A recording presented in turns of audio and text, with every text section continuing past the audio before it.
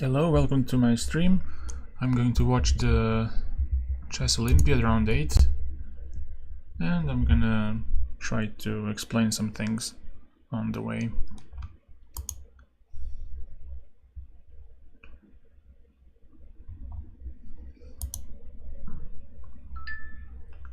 First, let's have a look at the most interesting match. Well, this is not it. I'm at the wrong place. Iran versus India.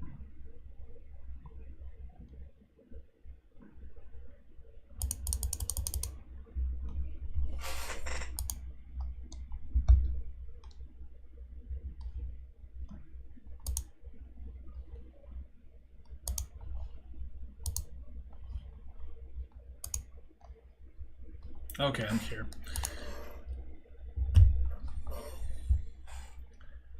So, what happened here? Maxwell versus Gukesh. We had Tarash and this one.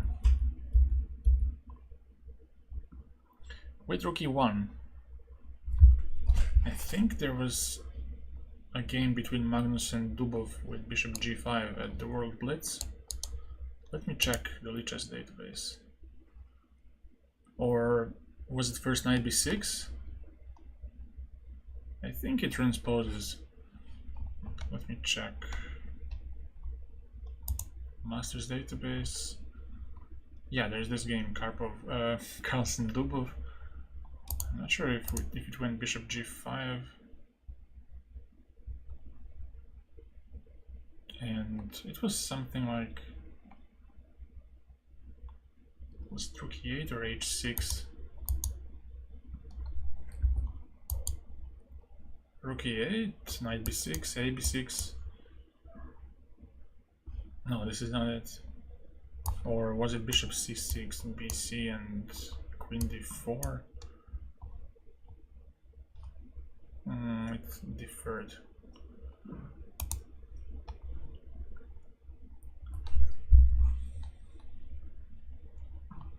Rook E8, Rook E1 maybe, Carlsen. Aha, this was played. So H6, Knight B6, oh yeah, this was it, A B6 and Bishop C6, BC, Bishop F6, Queen F6 and Queen D4. And now I suppose Queen D8 was played. And now Queen C3, and Black had some compensation after C5 and Bishop B7, but Magnus did his magic in this game. Okay, this was quite a huge digression.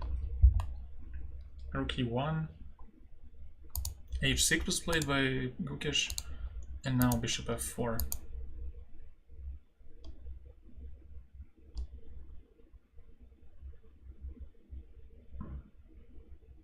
Yeah, kinda provoking G5 to be played.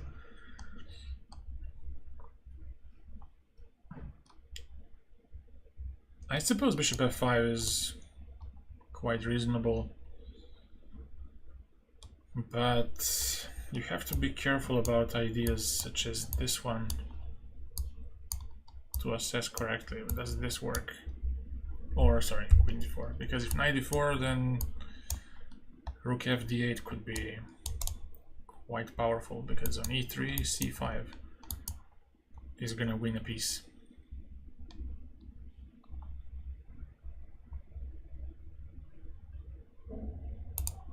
So on this one,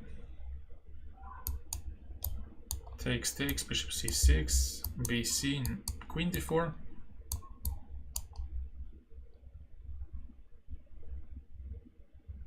And White's a pawn up, but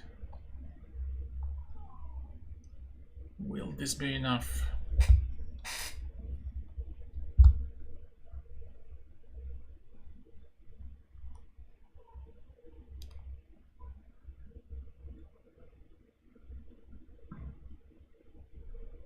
I think it looks enough.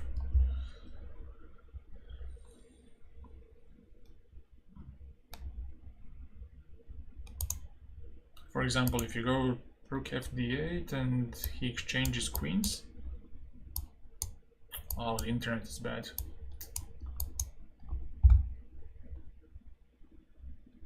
I think with these two pawns he can put enough pressure on the queen side.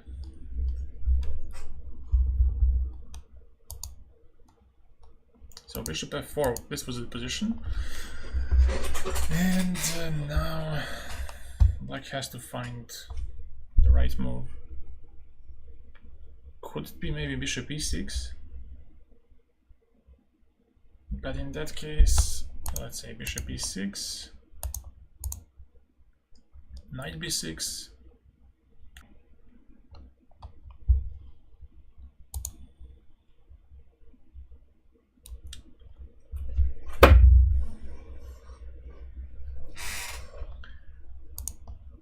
and when he takes back, you take back with the pawn and you might hold the c5 pawn. Also, this endgame doesn't look too terrible either, because you have counterplay against b3, so it shouldn't be a big problem.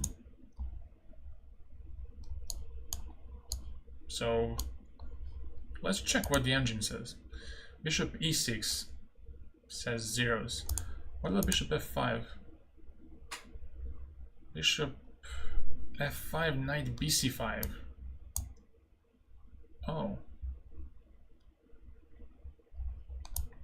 Queen e7, rook c1. Just keep an eye on the knight.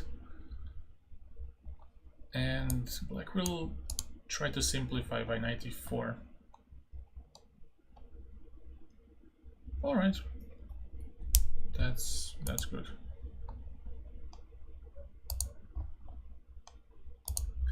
And what's the point? What if now knight bc5? Take and go knight to d5.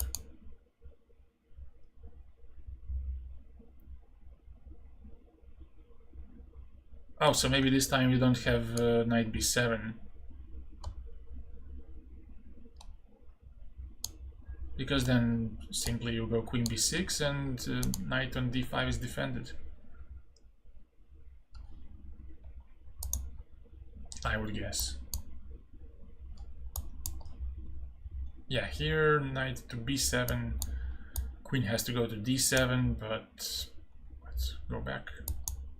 And it's a pawn up.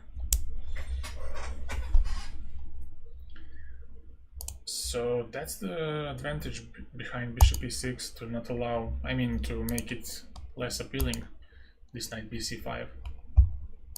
After takes, this one is possible, and after capturing, I suppose you go queen b6. And now the knight is in a big trouble. I mean, not such a big trouble, but it has to go to d6 when you might just... Well, taking is not the best, because then my queen is not free because of this one. But I could just take on b2 and return the pawn.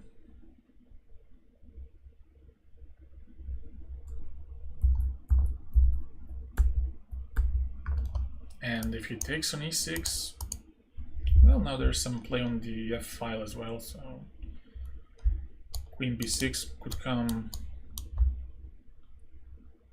doubling on the f file, for example.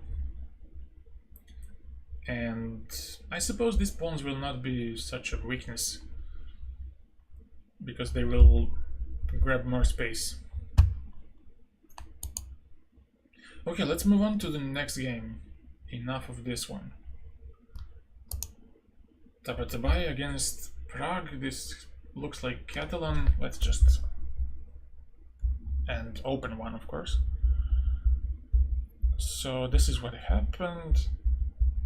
Black takes on c4, queen c2, a6, and now white has usually two options: to take on c4 immediately or to go a4 to stop b5. Although even here, is there b5 here as well to transpose into this? ba6, knight a6, and what, bishop d5, queen c3, knight e4, or first c5. Yeah, this didn't happen. Bishop d7 instead, queen c4, bishop c6. And now black is claiming that a4 would weaken his b4 square, so that's why he was provoking a4. Queen c1 here, h6, yeah. And now queen e8. Still, e4 is off the cards, off the limits, because you can take on c3 and e4 hangs.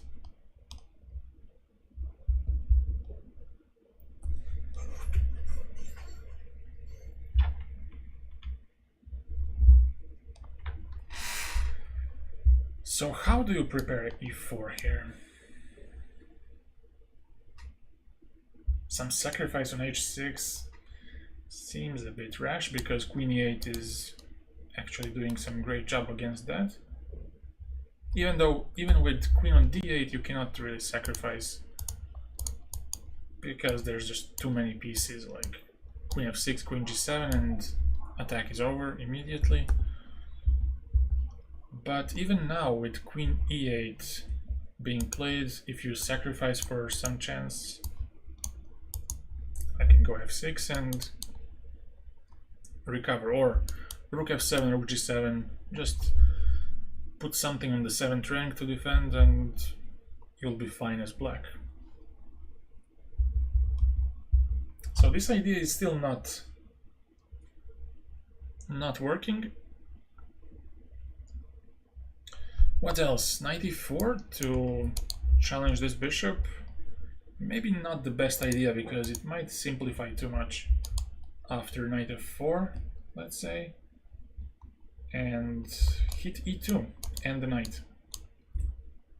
So if, let's say, you go bishop f4 takes and now take on d6, this looks like a Slav exchange, but I don't see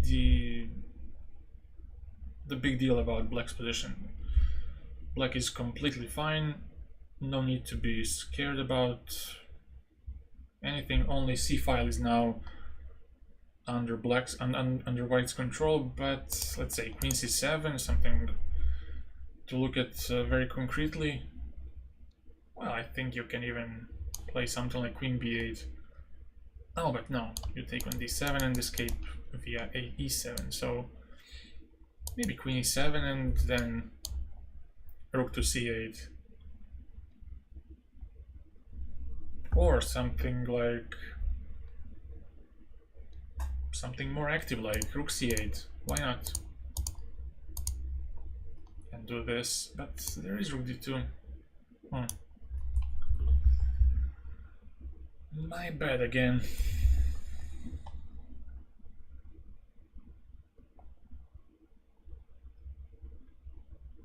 What to do here? Well, queen 7. How bad can this be? Unless I have knight e5. Unless I have this one. And now things can turn ugly because if you take on e5, I take on e4, and b7 hangs. White will take on e5 next move.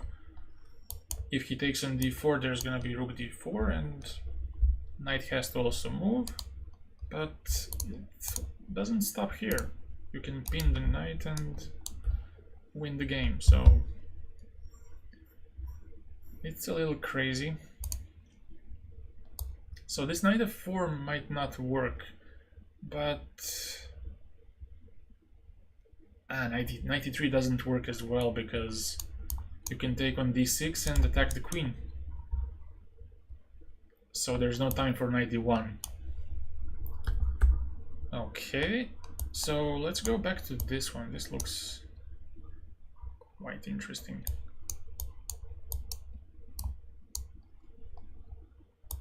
Queen e7.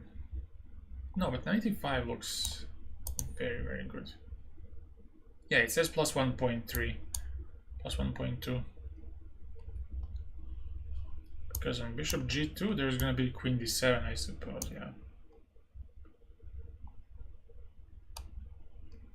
And then if you take, you lose an exchange. Because after a rook attacks the queen, the knight, knight b6 attacks the rook, and you cannot attack this knight. So black has to move his bishop, for example, and give up an exchange. But let's see, what is the move? Knight e4 is the move. Okay, and bishop e7, it seems like the most logical. And then to move back to c3. Oh, well, that's unfortunate. But maybe queen c2 as the engine proposes, since now there's no queen harassment on b4. Yeah, these ideas are quite interesting, to go f5 and move the bishop back to d6 in some stonewall fashion to continue this game. But we have this position, and it gives us very symbolic edge to white. But we should expect either knight e4 or queen c2. Both seem very, very logical.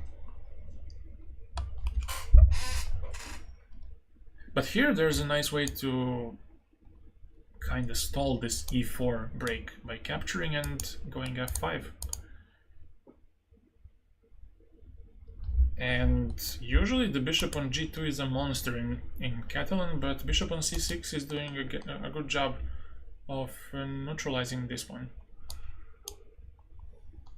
So very often you'll see some exchange like knight e5 in the Catalan, and even doubling the pawns by bishop e5, but in this case I think it would do much more harm than use.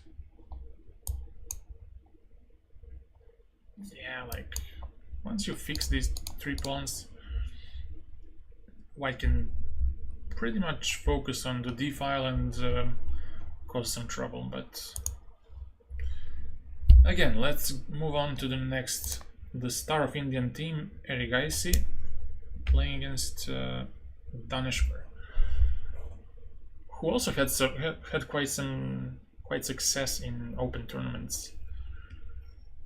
I think he won the Dubai or Abu Dhabi Open, I'm not sure which one.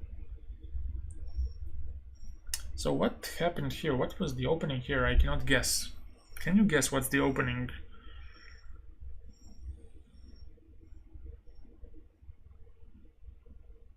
Some reverse Benoni, in which black took on e3. This looks very, very strange.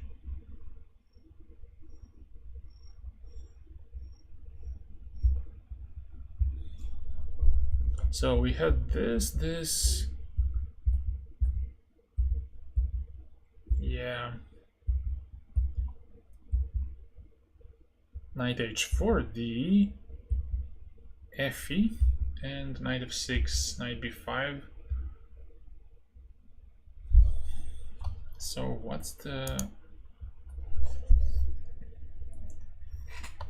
idea? Knight wants to go to c3 and then to d5. That's what I think. And even to play e4 to make it more stable on d5. But Arjun played bishop g4 and now queen b3. So now any tactics against d3 pawn don't work. Capturing would be disastrous because white can take on b7 and win some piece.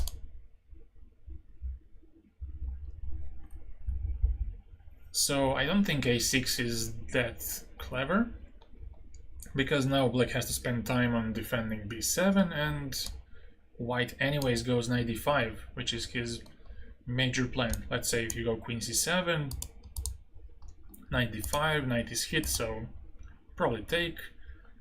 And now white is spoiled for choice. I guess bishop d5 is good enough, but also cd doesn't look too bad either. Because on, let's say, 97, there's gonna be d6. So you would have to go back to d8, I guess.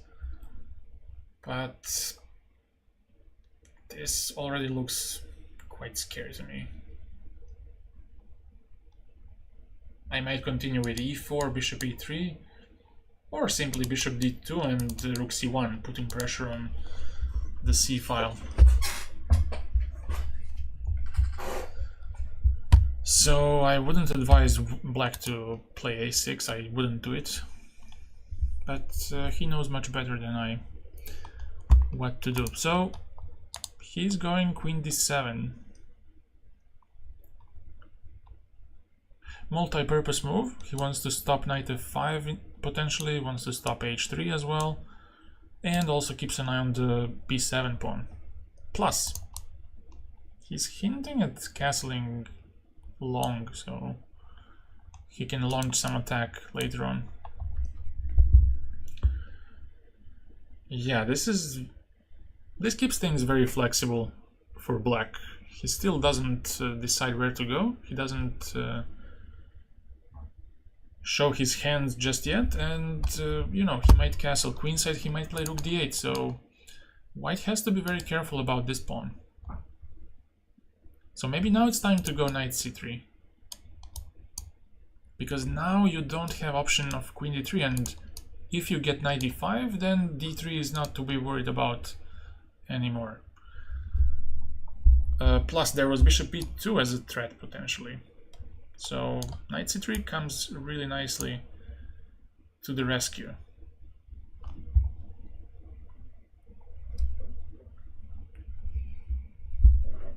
But still, Danish is thinking, and let's move on to the next game. Vidit versus Idani Puya. Sicilian neither, but this one.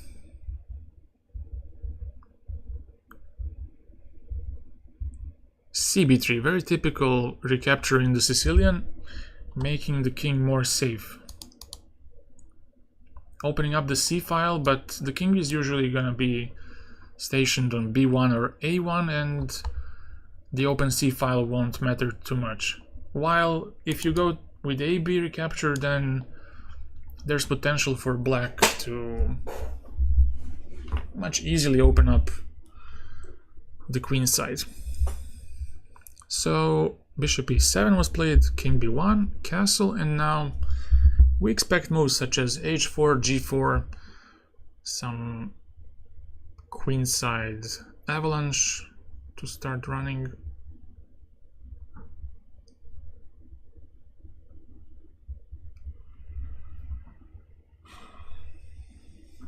I don't have much experience in these positions, but by common sense I think white should start some pawn push.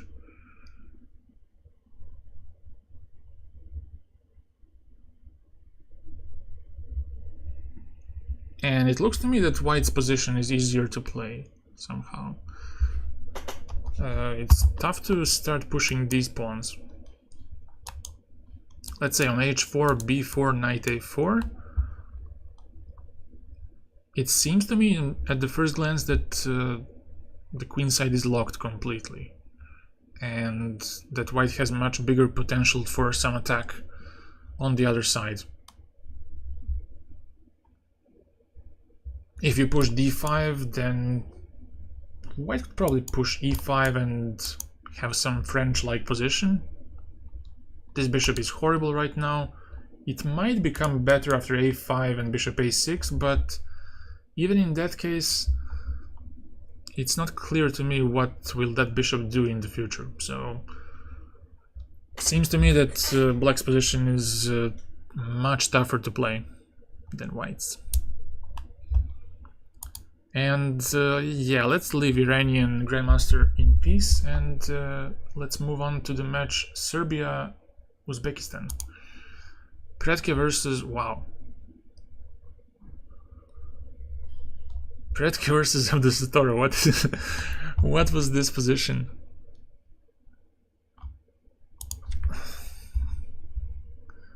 Caro-Kann with Queen B6, which I usually play in Blitz. A4. Yeah, this is a good way to play against Queen B6 because it threatens to capture some space by A5. And Black is very often playing A5 himself to stop this. But now the main breakthrough in Caro-Kann, which is C5, becomes less appealing because B5 square becomes weakened. So now Black is struggling in that sense, but he's going to bring his bishop back, and after H5, Rook B3, Queen C7, G5. Nodirbeck played G6. This looks like a very bunkery position. A very, very strange one. Black will get outpost on F5, very likely.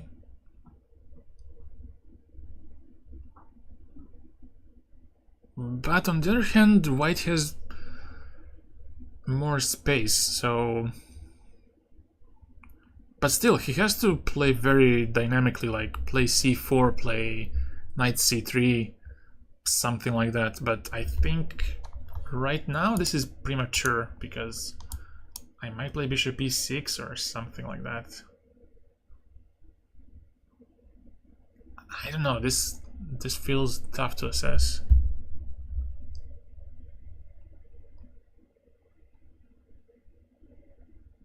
If Black goes E6 here, his bishop is out and Knight on F5 will be chopped off right away. Let's say I go Knight... Or maybe C5 straight up. And if Knight E7, just... Bishop D3 and, you know, like, something like this could happen. Which I don't find particularly amazing for Black. I mean, he's playing with lack of space and White has so much easier play. But let's see what the engine says. Plus 0.2. So it says C4 and why not Bishop E6? Come on. Oh, Knight A3. Knight A3 and DC, Bishop C. Nah. Bishop G4. F3, Bishop F5 and maybe some E6. Yeah, this E6 has to be always on the radar of Black. But D5 also is quite interesting, so Black has to be careful. If he manages to block position successfully and put his pieces on, let's say, F5 in this case. But yeah, this is likely to happen, C4. I don't believe Predke will wait passively, because if he waits passively, he runs the risk of allowing Black to, let's say, go Bishop F5 back, E6, Knight E7. It looks too risky.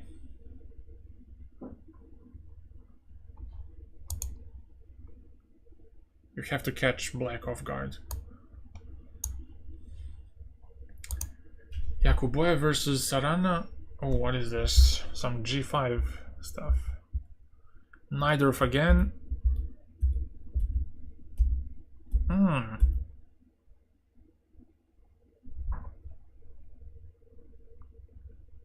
Sarana wanted the draw, but Yakuboev said no. Don't you dare. G5 here, Bishop G7. Queen D2, Knight C6, this, H4. So now Black is forced to slightly ruin his structure. H5, castle, Rook C8, Knight D5. And now, what does Black do? He cannot castle on the king's side. That would be suicide. I mean, H5 hangs. Does he go knight e5 and knight c4?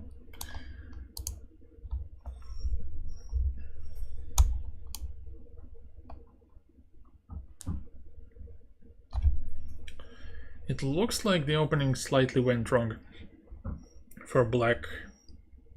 Although the engine says plus 0.4, but somehow I feel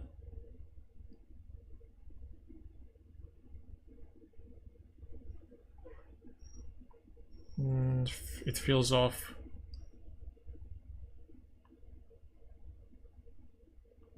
But if anyone has experience in either of positions, it's, I don't know.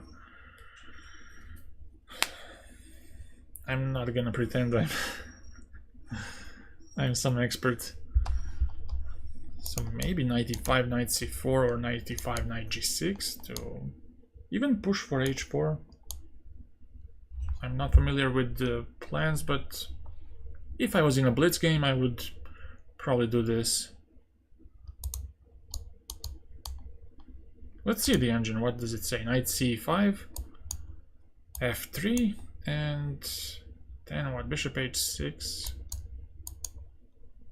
bishop d5, e d5, queen c7. Still feels a bit strange. I don't like it. Plus 0.4, but I'm just not feeling it.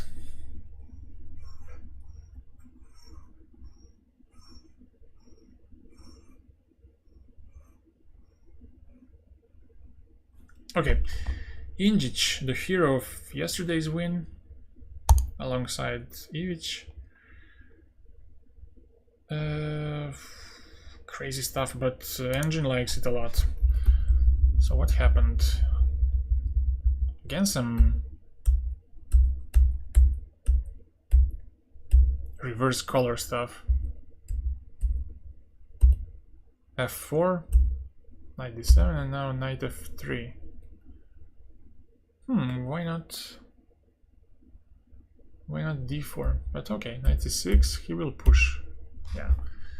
So I guess the point is after this one he has knight b5. And that's why black is so hesitant about capturing, because if he does this, queen has to keep defending this knight, because if you move back to b8, knight d4,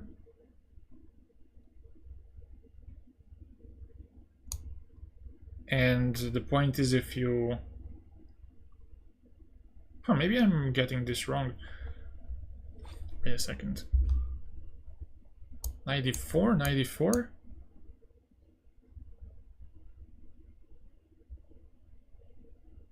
Do you need to capture on d4 with queen, but bishop c5? What is happening? What is happening? Wait a second. Knight d4, knight d4? Maybe knight d4, and if you happen to take to do this, knight c6 probably wins.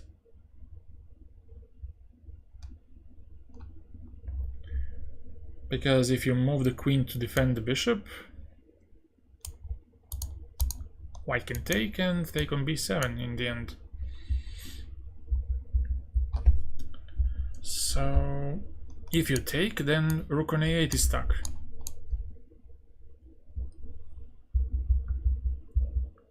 So I'd say it's about that, to not abandon this knight on c6. If you go here, well, now it's even simpler. Now I don't have to worry about taking here, because in the previous line queen was defending the bishop. So if I went immediately for the rook, then he takes some b5. And if I take back, there's gonna be queen a8, and black has two pieces for a rook. quite enough. And if he goes to c6, then I could go knight d6 or even here, because I can always pin like that. So Sindarov chooses to play knight a5.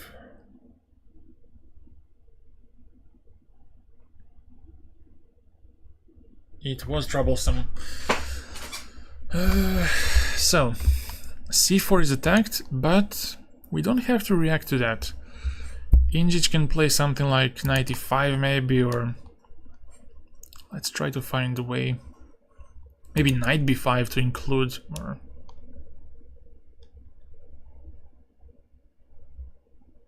this is a pretty clever try by Sindarov.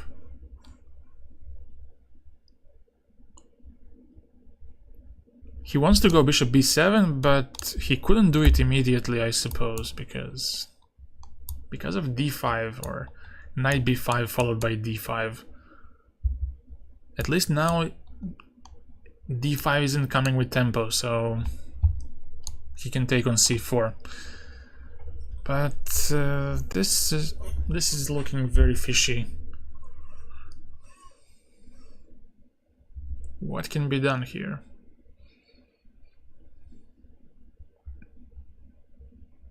I don't think it's d5, d6. d5, you simply take on c4, so that's not it.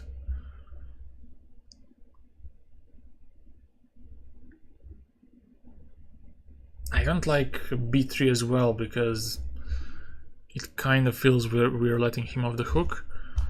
Maybe it's knight e5 in the end. But still, bishop b7, and what do you do next? Maybe knight b5, and then you move the queen to either c8 or d8.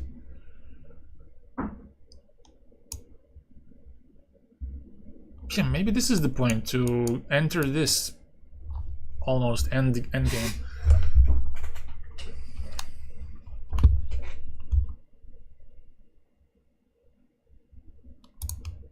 Let's say this, and... But then c4 hangs. I'm not really sure if that works.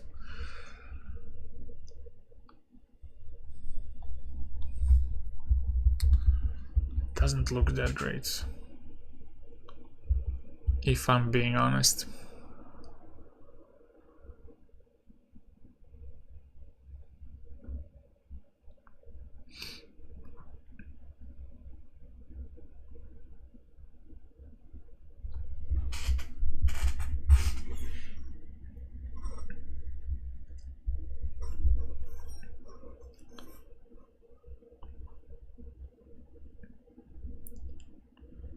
Knight a5.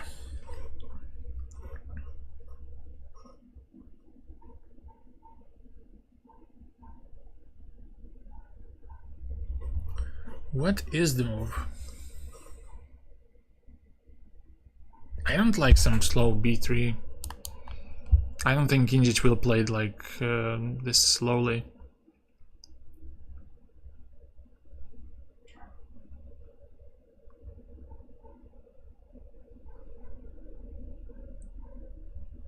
I think he's going to force a hand with something like knight e5, or I don't know, maybe rook c1, but oh, it's f5, says the engine. Yeah, I think it's in his style to go f5 and after cd to go knight b5. Wow.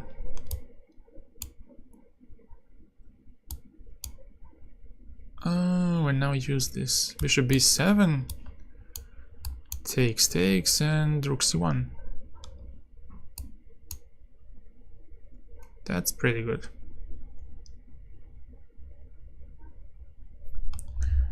That is pretty good. b3 still keeps the advantage, but I don't see it as being played by Injic. I think he's more likely to play even something like d5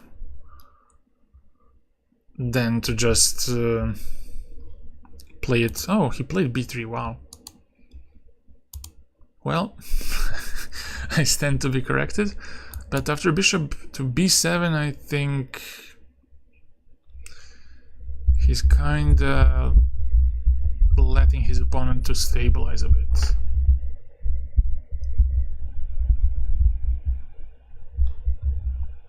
But okay, b3, and it's still nothing even close to being critical, but somewhat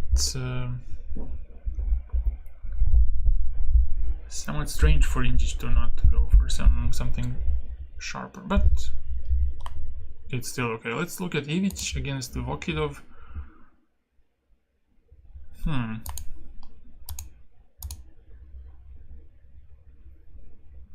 Maybe some Najdorf? What was this? Wait, in the... Oh yeah, Vidit versus Puya was Najdorf as well. But bishop d3. That's a very fashionable line. I think it began...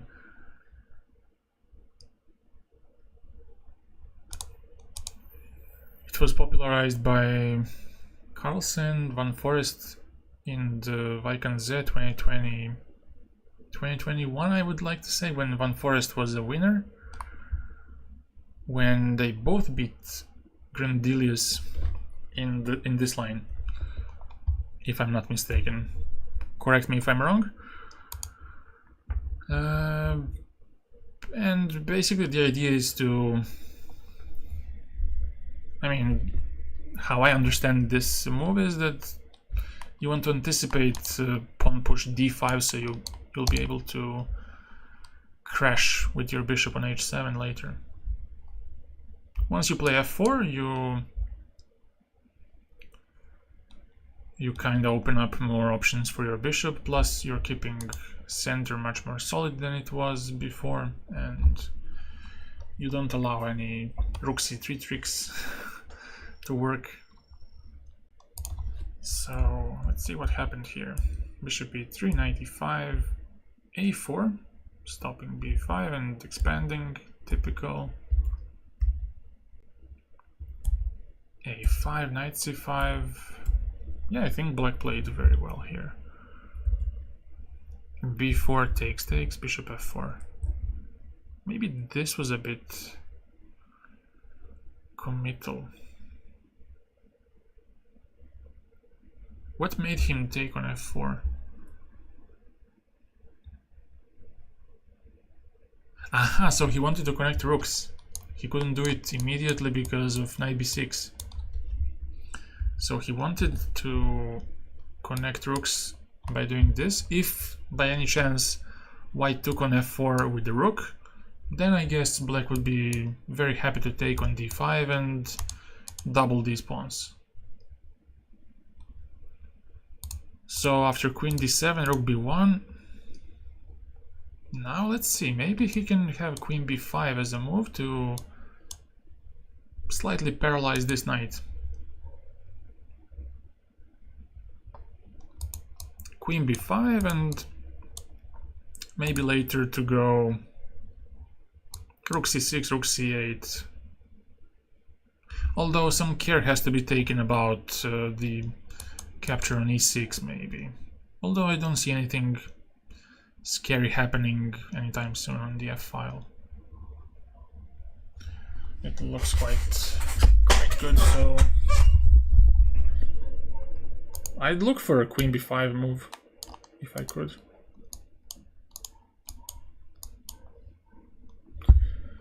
What else can be played here as black? f5 looks pretty ambitious, but I don't think it's that bad.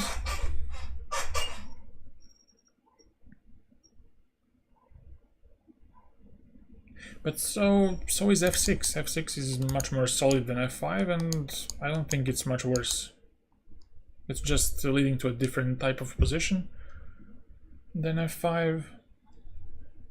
But my favorite is now queen b5, definitely.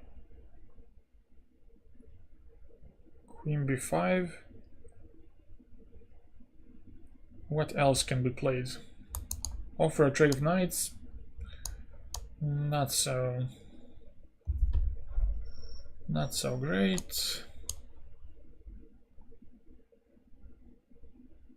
I would play something more active like queen b5 or think about f5.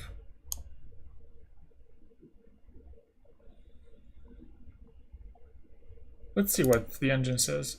f6, the best move by engine. Ah, come on.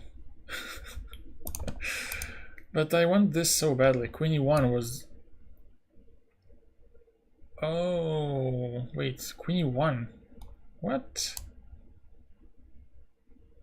Why can't I take on d3? What's the... Wait, I don't understand this. Queen g3, knight e5, knight h5 maybe. Oh yeah, that can be a little bit...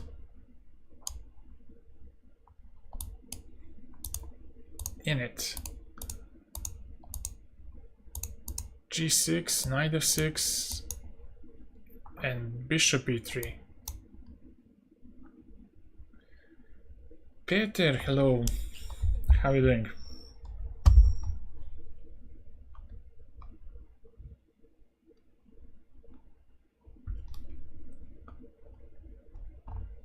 Yeah, so I guess f6, f5. What's with that? This is also okay by the engine, but I don't want to allow b5. Somehow that creeps me out. So queen b5, but I didn't see this idea. Queen e1, queen g3, which could be very nice. But we have this position right now. What else? Let's take a look at Magnus' position. I didn't look at this. Wow, that's some crazy position already. Ooh.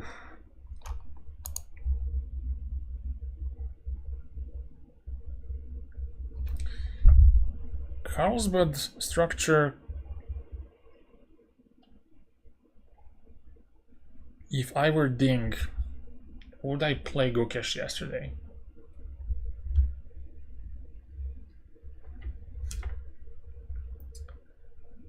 I don't know.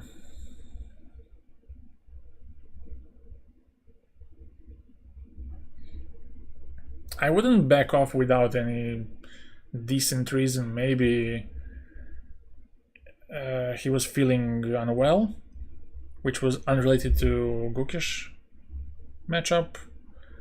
But, you know, to escape because you don't want to maybe reveal something for the match, that's really irresponsible in my opinion, because your team depends on you. It's not like you're a reserve or anything, so I would play.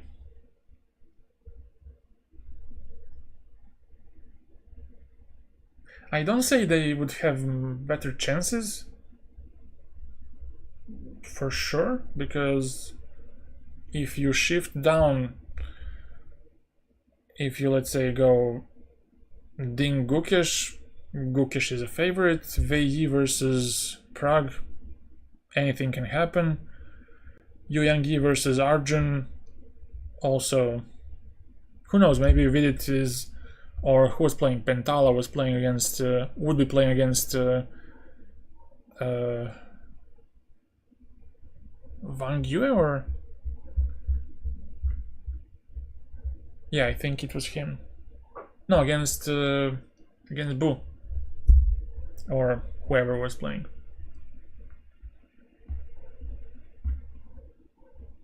No, Bu was Vidit would play Bu. Yeah. So I don't know. Maybe they were trying to rest him. They were maybe confident about their chances without Ding, even without Ding.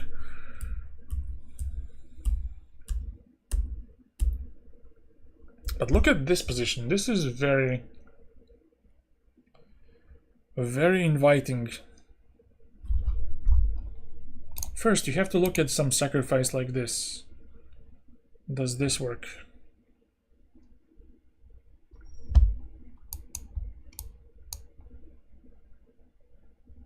But I guess it doesn't. Knight b6 and everything is covered. And black plays bishop b7 next, and it doesn't feel like white has much.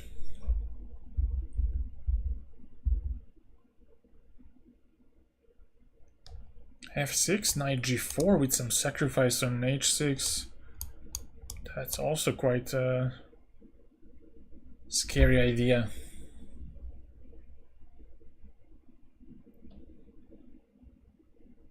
But I guess he wants to go knight f7 and cover this h6 square, but this still looks super scary because I might just do bishop g6 and take and then sacrifice. I don't know, this feels too... Or just, let's say, give a check first on h7 with the idea to meet this with bishop g6. And only then you take on f7 and take on h6, which also feels super scary. But on the other hand, you might go to f8 and he might just survive, but jeez Christ.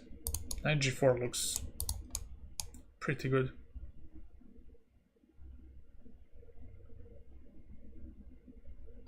Also, what's up with bishop h7 first? What's up with that?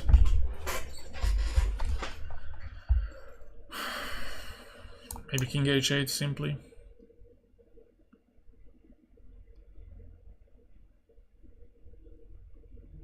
And funnily enough, you don't have anything after discover check.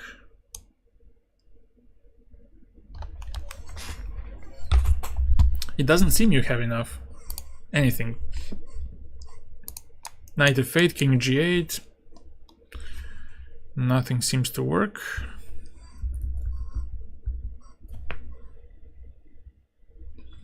Was it forced? Well, I guess he was annoyed by this knight, so he just wanted to take care of it. Because if you don't take care of it immediately,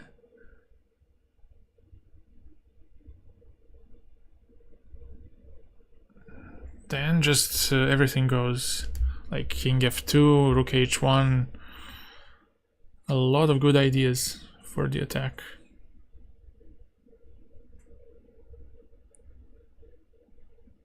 It's just too scary. Why not knight f8?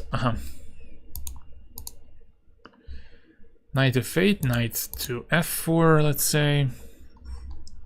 And how do you proceed here? You have to play f6 at some moment.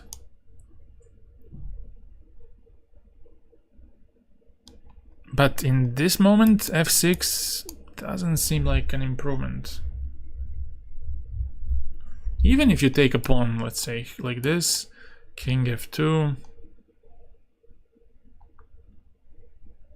Your extra pawn is on the queen side and all the action is on the king side, so I don't believe it's gonna be of a big importance. Because now you also have to deal with ideas like this one. And now be careful how do you recapture, because if you take with the rook, there might be bishop h7 and you can't go here. Knight g6 and you lose an exchange. So you gotta take with the king, but that's already very dangerous territory. I think even by simple rook h1, black has to be very careful about any rook sacrifice, or once the position is blessed open on the king side, it's very, very unpleasant. So I guess Magnus wanted to get over this f6 as soon as possible,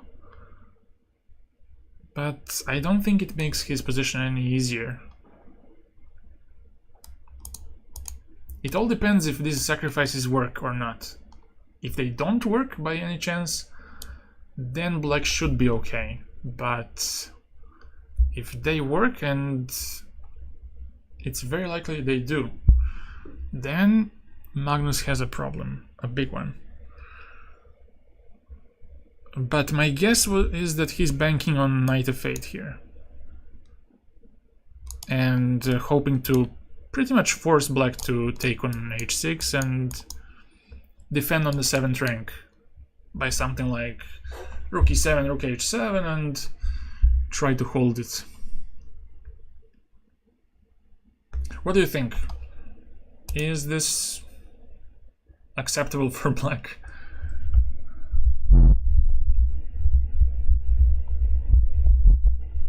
How would you feel in this position?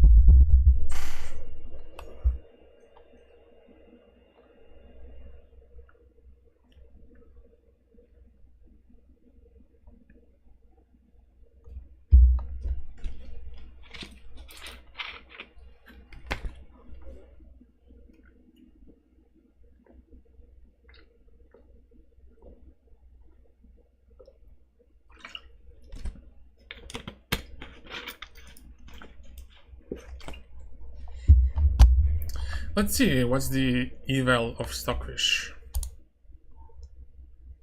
It says black is better, 0.3. But wait, knight g4. What's up with that? Knight f8. Knight h6, takes. Wait, what? Aha, king f2 first. Queen e7, queen d2 to save this one. Knight f7. But okay, this is a very big improvement. I mean, you defend h6. This looks okay. This looks great. Stefan, hello.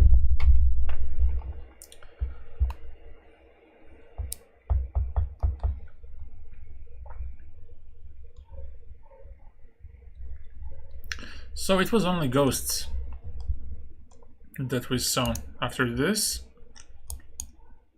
queen e7 and e3 hangs. So that's why this is bad. Because after queen d2, I guess you can take on e3. Why not? Why not? Yeah, you can take as well. So apparently Magnus is understanding this position better than us, which is a miracle. So the best move by Arjun is knight g6 or take on d7, but both of these look like white's attack is gonna fizzle out. Maybe knight g6 is a better try to sacrifice on e3 and king f2. Daka, hello.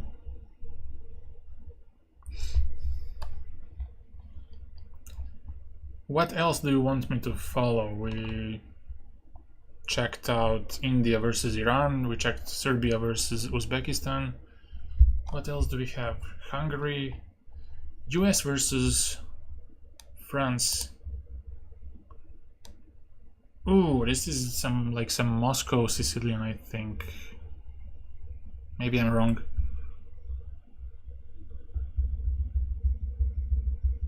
Yeah, this is the one.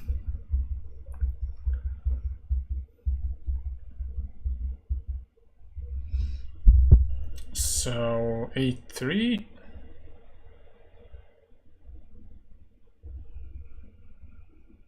a3, bishop here, knight d2. But why wouldn't you? Aha, if you go here, bishop b4. Maybe. Or just take and bishop b4. Releasing ourselves of this bishop. Okay.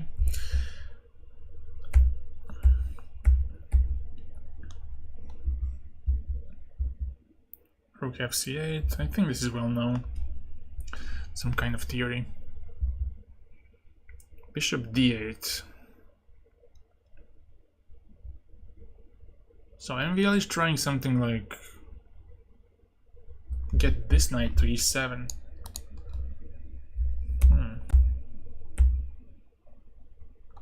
But is he gonna have enough? Ah, so he's preserving this rook to give himself a chance to have attack on the king side. But what is this? You gotta be careful about rook b1, knight e1 ideas, or king f1 first, followed by rook b1, knight e1. So how do you stop this? How do you stop the rook from being trapped? So let's say I go king f1. What do you do? Maybe it's bishop a5 and everything goes.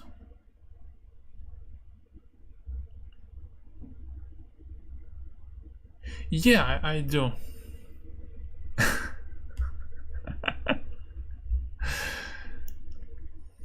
Well, what to do?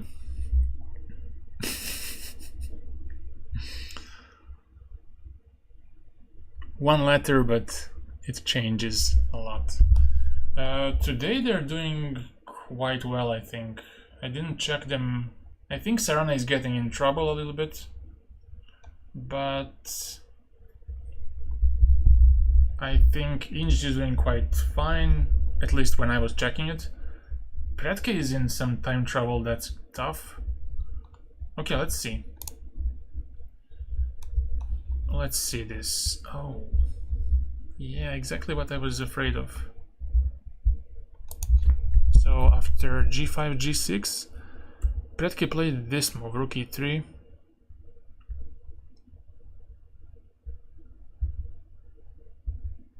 Knight e2, e6, knight g f3, bishop f5, this, knight e7, knight g3, c5. So anyways, he pushes the c5, even though b5 is weakened.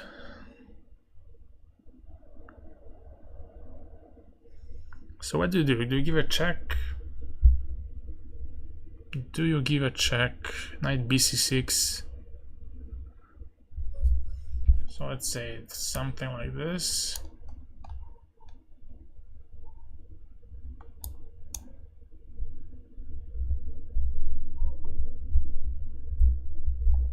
And maybe a problem could be this one, but I guess you can even castle queenside and make it a madness with d4 and later, and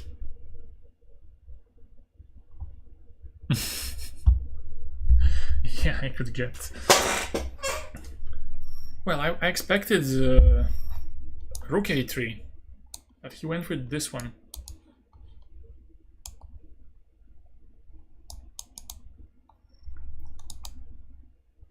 Yeah, this will be very tough, especially with 20 minutes on the clock,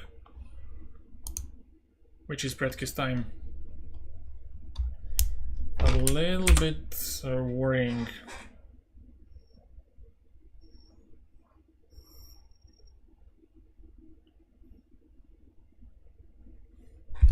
And let's see, Sarana.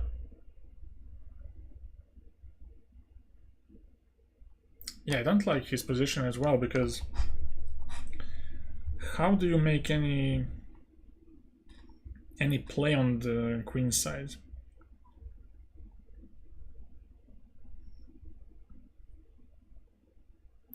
But why not to go rook c3 after c5? Let's see. Maybe there's this. Knight ec6 and bishop defends.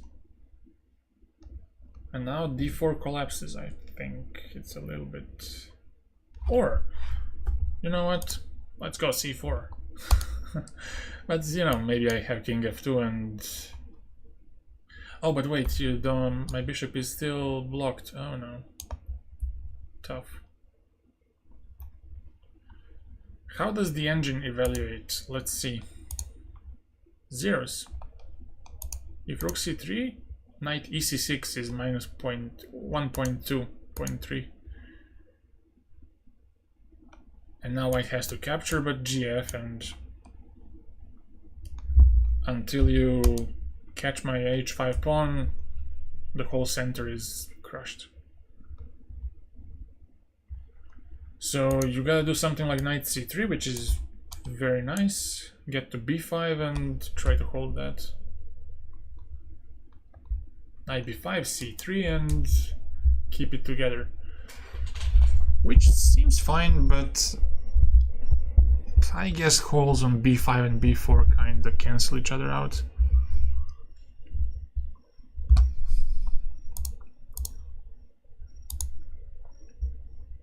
So let's not feel too negative about practice chances, but 17 minutes for 26 moves, I cannot be positive about that. And Norderberg has hour and 5, so that is bad. It seems here situation kind of mellowed. It felt at the moment that Indjic had some chances to make it messier, because yesterday against Warmerdam he made a seemingly boring position into some mess. And I expected something similar today, but it didn't happen. Quite disappointed. So where were we last time? Last time we were at b3, bishop b7 was played. d5 takes, but at least bishop pair is here, so that's how Indjic likes his positions, with the bishop pair. Queen b1 here. I mean, this is still fine. What is Velimir doing? Velimir, what happened here? Takes here, he played f5, a more ambitious approach, and Vokidov played b5 immediately. fe, ba, d4. So I see potential targets on both sides, but rook b6 might be something to worry about. Have I met Indjic and Ivic? Damn, I played in the same team as them, so in the same club. Have I met them, please?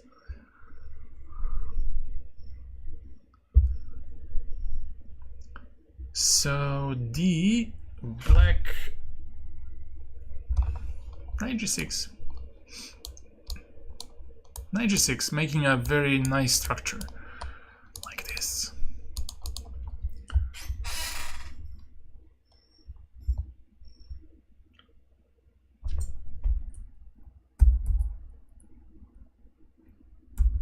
So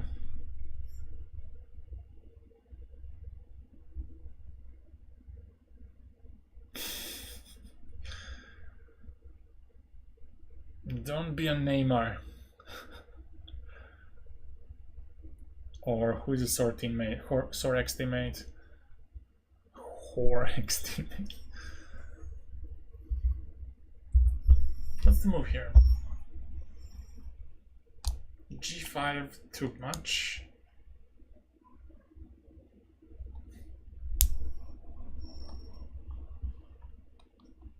Yeah, but it has to be genuine, like without engine, and I don't think I can achieve that.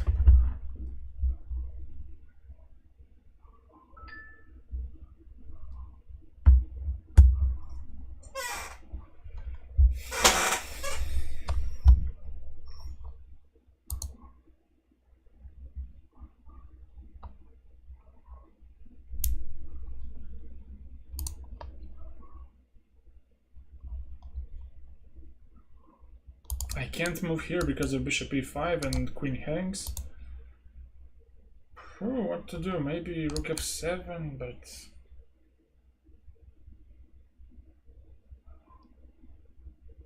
doesn't feel easy in this position for black. Maybe you gotta go knight c6 to attack a5, at least to force him to keep him on his toes.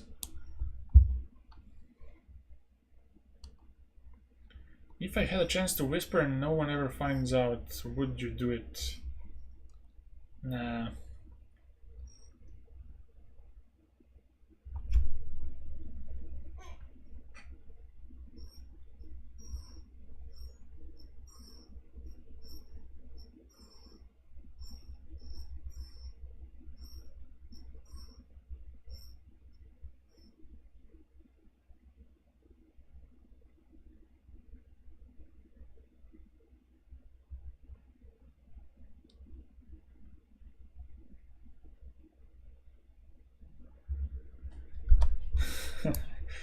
Knight c6 by Ivic. I guess bishop c3 or maybe bishop b6, but bishop b6 keeps this pawn very safe, so it's a very mixed feeling situation. I think now he's fine. For a moment there I was a bit worried, but now I think black should be fine.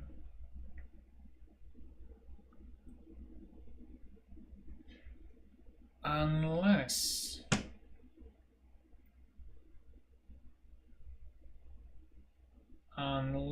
there's knight h5.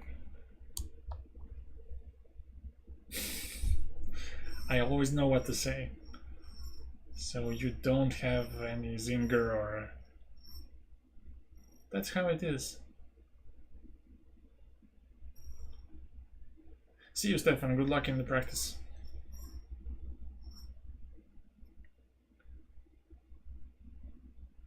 I'm always zing blocking you or joke blocking you.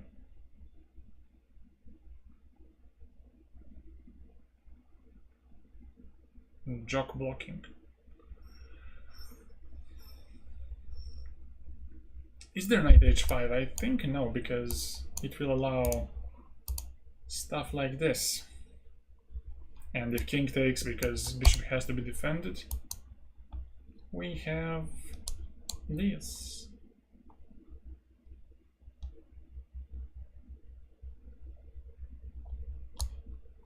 And this. Or maybe just take on d4, take, and queen f7. No. So, not knight h5, that would be a losing mistake, but let's hope he plays this, because I'm a Serb. I root for my guys. Knight h5, that's a brilliant one.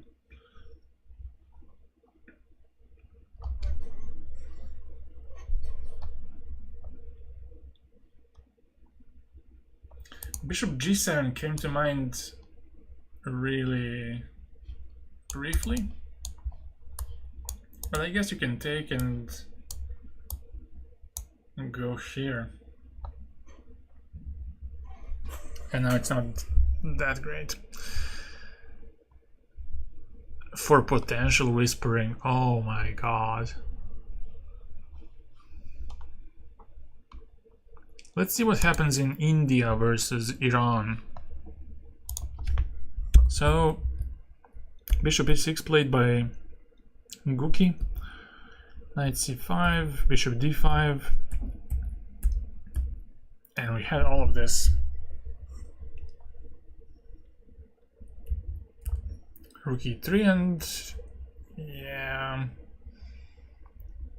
he would get in time to defend. Let's say if queen b7, bishop d5, rook d8, rook d3, and now bishop c6 comes next. So knight b4 instead, knight d6.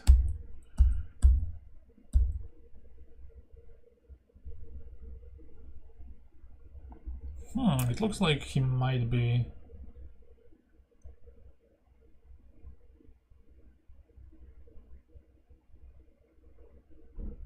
somewhat tricky.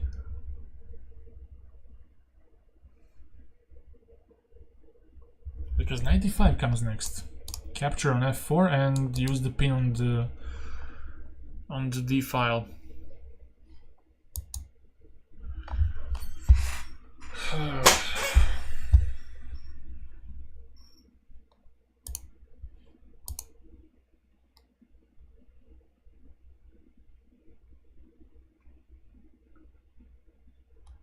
What do you do here? If queen b3, it doesn't change things much. Now you have to play maybe something like rook d3, which devastates the structure, and still doesn't help about knight e4. So, because knight c5 now even looks more threatening than anything else. So Maksudlu has to be a bit careful here. But what to play? What to play? If queen f3, knight c2. That's a bad one.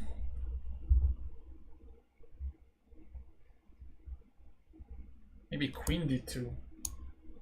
With the idea if you go here and rook d3, and now knight e8 or something, you defend and everything is great. Let me see, engine eval.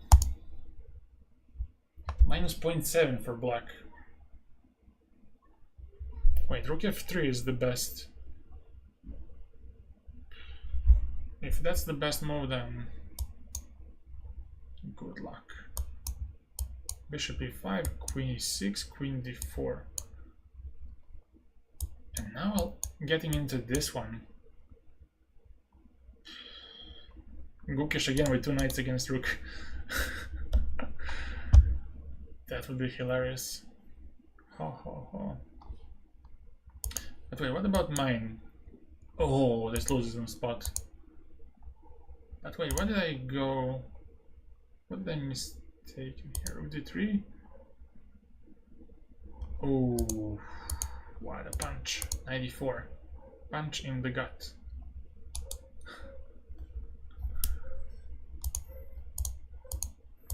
And then this one.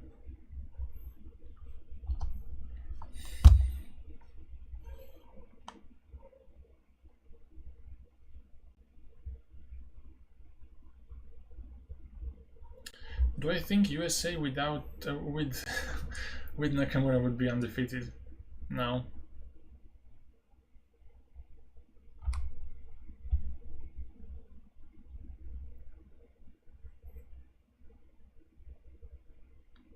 Because I think other guys would play even worse than they are.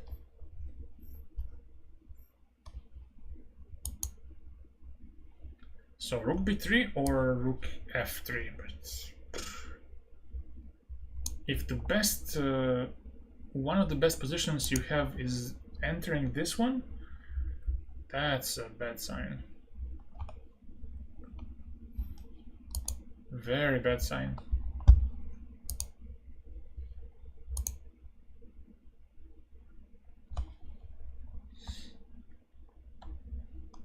Tabatabai, what was this?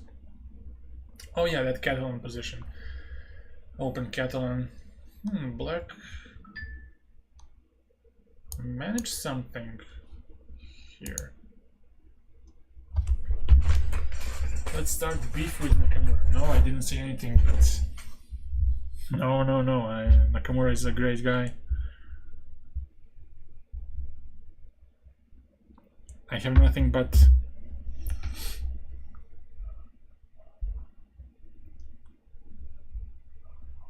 so if you go queen b3,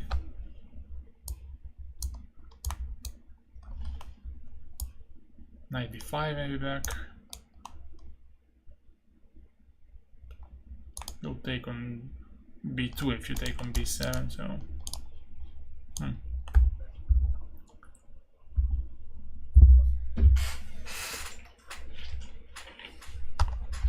Eric, I see.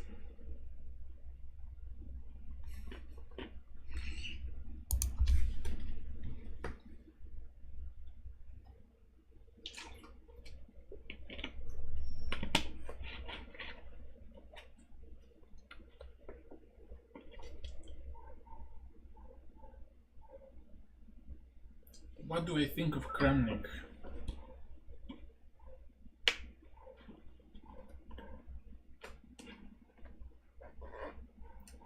I don't know. I don't know what to think.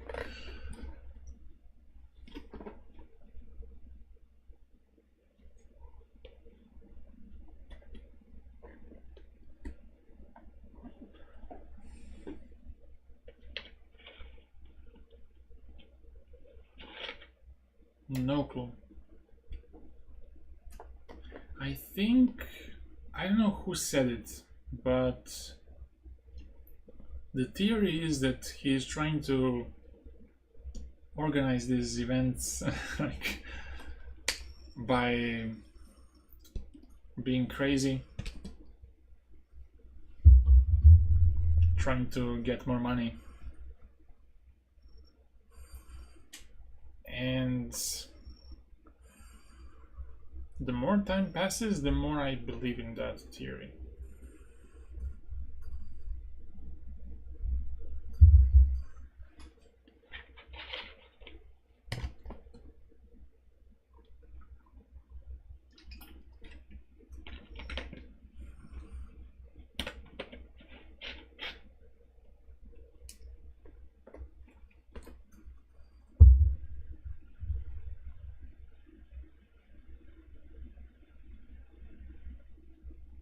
And also, I mean, this whole, to add to this, I think they're all just playing this little play where, oh, he's crazy and making all this drama and so on, just to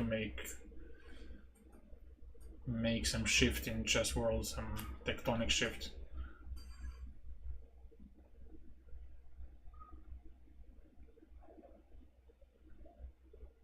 And yeah, that's my take on it.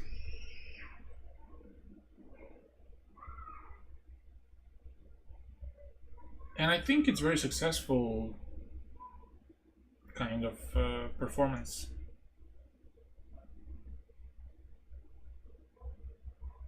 Also with this Hans Niemann stuff.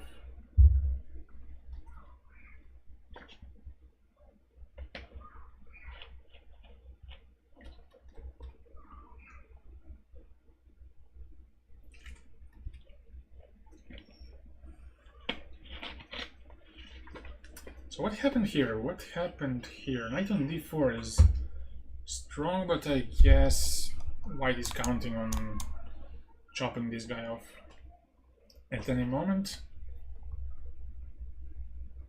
But how do you capture ed maybe and then take on e5? But that could easily backfire with some bishop f6 stuff.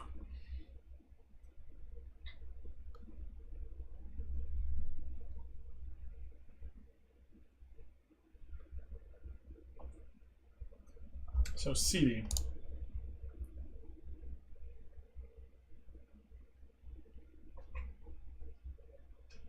Yeah, it's so easy to dislike this guy.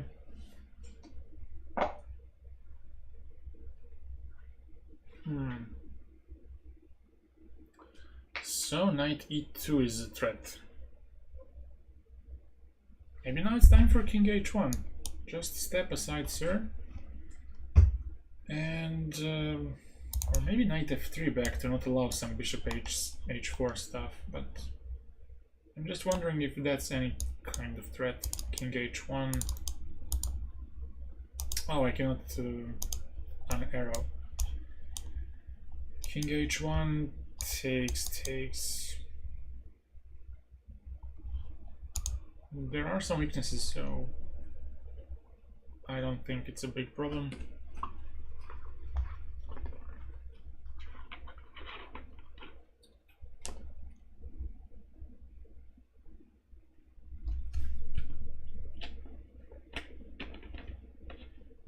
But you know, knight f3 looks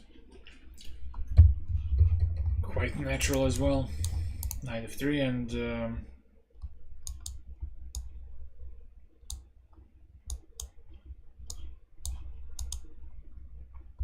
crazy thing is how he thinks that he's going to win anything big after the top guys retire. Yeah, like he talks like he is 50 years younger than Hikaru. Like, he's gonna watch me win things. Please. When he cannot walk, like when he's 70, 80, let's say, but even then, like, what, Hans is gonna be 60, 65? That's ridiculous. So what is Danish are gonna play? King h1 or knight f3? Knight f3.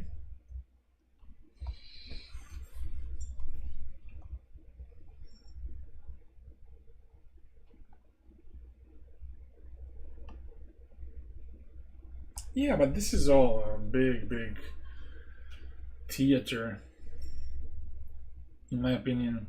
Like, it's so absurd that it has to be it has to be theater.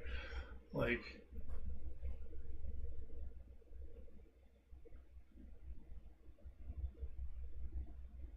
wow. Bishop e3. Mind blown. 92?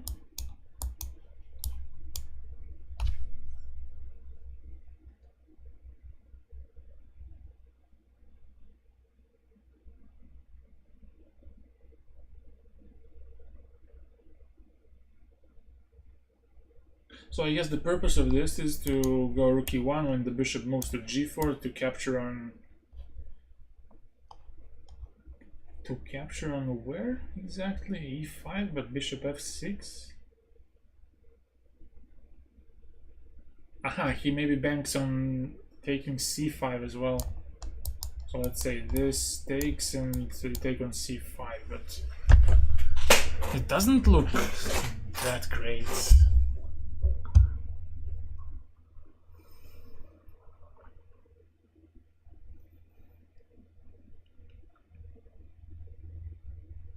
Well, we have a saying in Serbia about including these two parts of the body.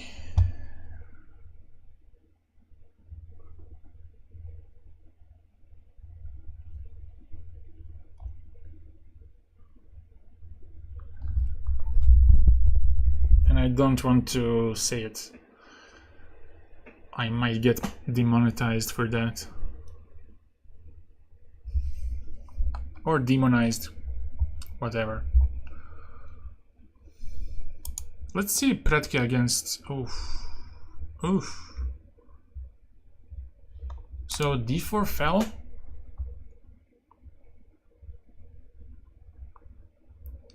When something comes from 2.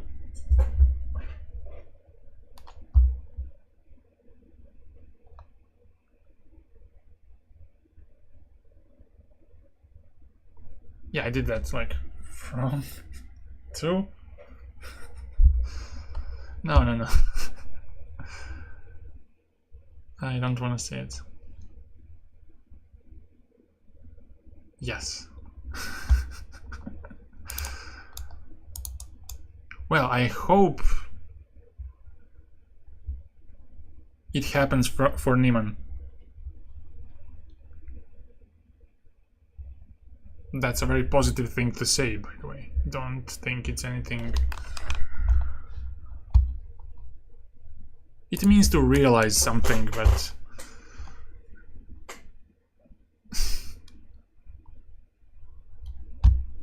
to figure out, or...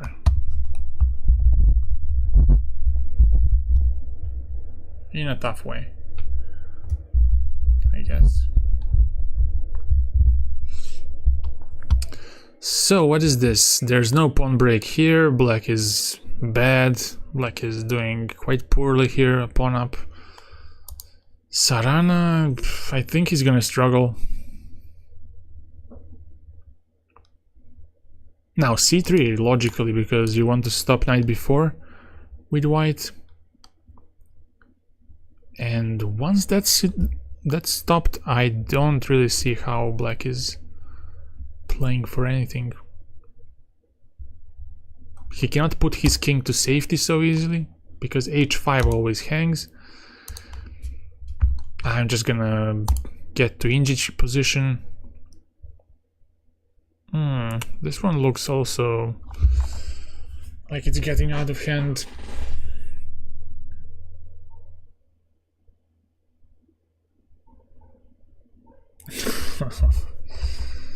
So one idea might be to take on f3 and go bishop d4 to exchange pieces.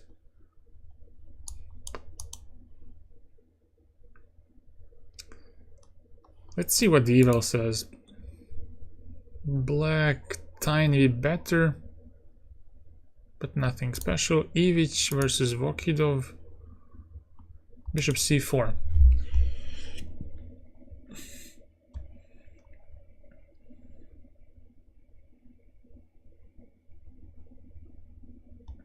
So now what, rook f3 or what's the move? Rook f3 or rook f2?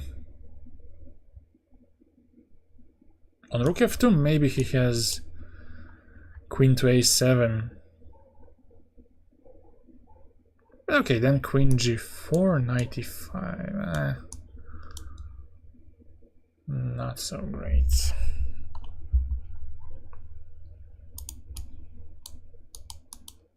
Maybe rook f3.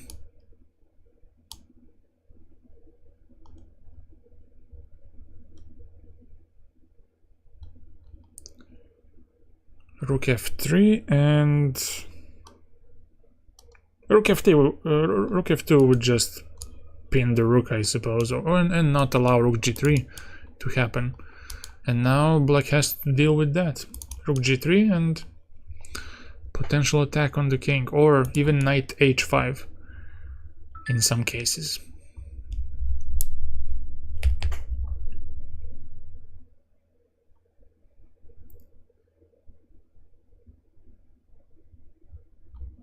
Tough. Tough. Let's see what MVL did against Fabi.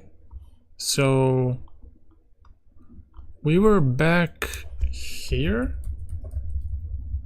when queens were traded. Knight c6, bishop g5. Aha, bishop g5, so you can go rook c1 after this. Clever. Go back. b5, and now what is gonna happen?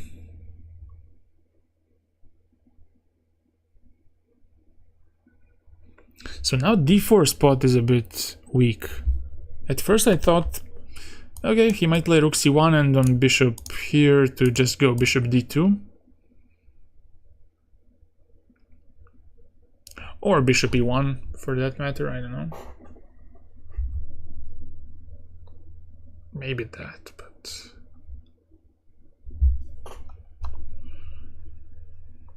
but you know, he can go bishop b6 and nothing matters. Let's see, Levon versus Lagarde. Oof, what is this? How did this happen? Jesus Christ. Oh, this is how. Yeah, this line is completely flammable. Oof, yeah. This is his style.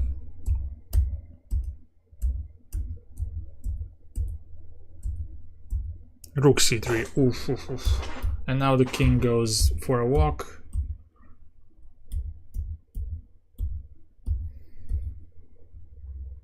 But also, I think Lagarde is also enjoying these types of positions.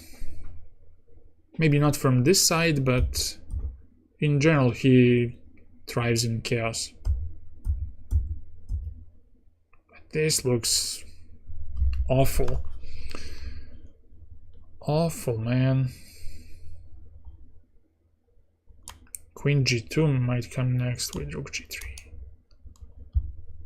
A lot of problems. Wesley with black. King f4, does this work? King f4 and then... I would say black is playing for a win here, but I might be wrong. Oh yeah, he's captain of Azerbaijan.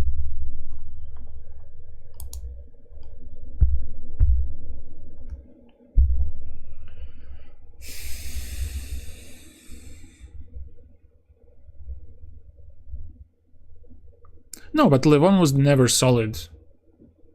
As far as I know, he was always a very artsy player, always looking for some kind of mess.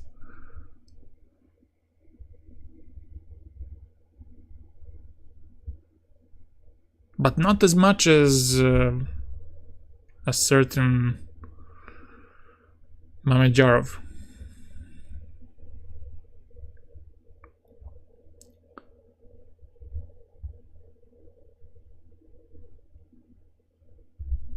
So, what is China doing? Wait. Ding is not playing even in this one. Wow. Let's see what is Magnus doing. He's a pawn up, but the e-file is still a bit problematic for him, so there's some compensation for it. Although queen d8 is now maybe a big concern for him. So maybe now knight f4 and on queen d8 rook e7.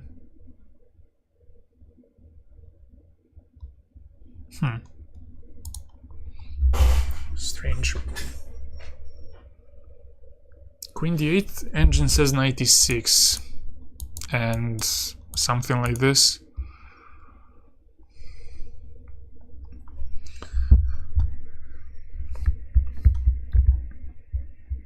But I feel like this would be a position in which Magnus would slowly stabilize and manage to win in the end.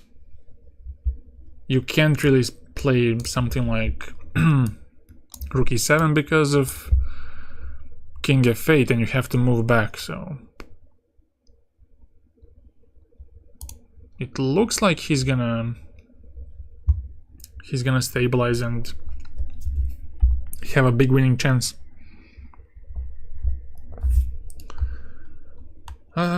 Who else?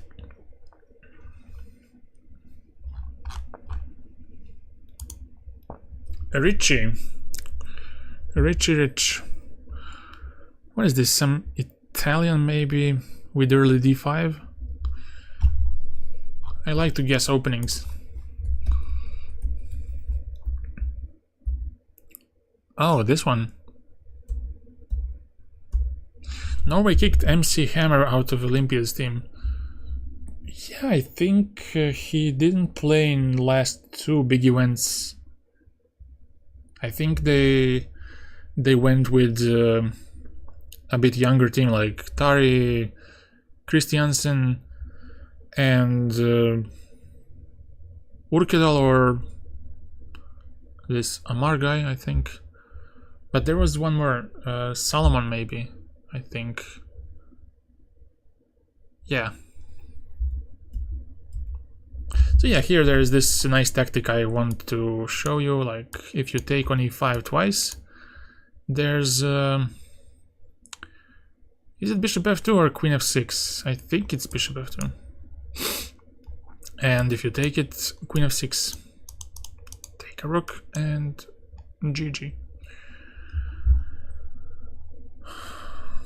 Oh, he played last year, or before that one. Maybe. I didn't really pay attention to Norway, besides Magnus. So what's happening here? Arjun didn't take an exchange. interesting decision. So bishop e3, bishop h4 first. And now f5.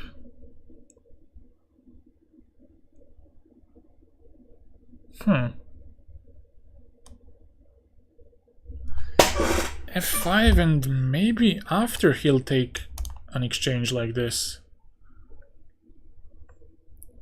But first he wanted maybe to open up the position, which is quite a clever detail. Let's see what the engine says here. ef 92 now. Rook f2, bishop g4, and he might pick up f5. 1.3k subscribers loading. Wait, let me check.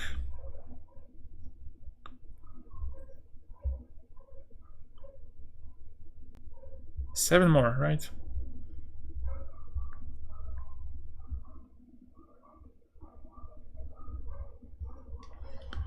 So black is in the driver's seat here, definitely, with 92, but especially with this low time, 11:30.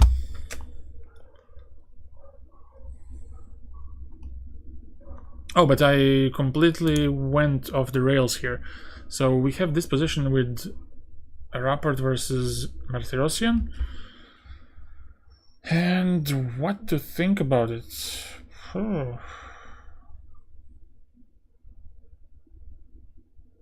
A3 was played last move. Was it necessary, really? Wasn't there something better to play? Maybe he wants to expand by b4 and make sure that this pawn gets harassed. Maybe this is the idea. And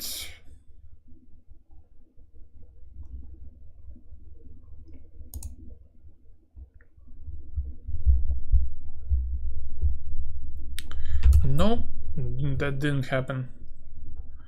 Vasily, hello. So maybe b4 was idea and b5 to discourage, to dislodge the knight from c6, to discourage the knight from c6. Let's see, what is Predke doing? Oh, this is horror. 7 minutes on the clock. This is horrific. He's kind of holding together on the queen side. In the center, everything is blocked. But I think Noderbek is just gonna cause some chaos with knight c5, knight e4, and when he feels the time is right, take on e5 just, and with tactics he's going to murder Predke, unfortunately. Murder.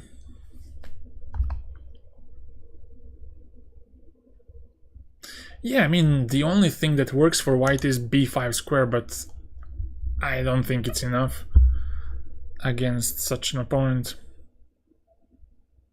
who finds chances in basically nothing.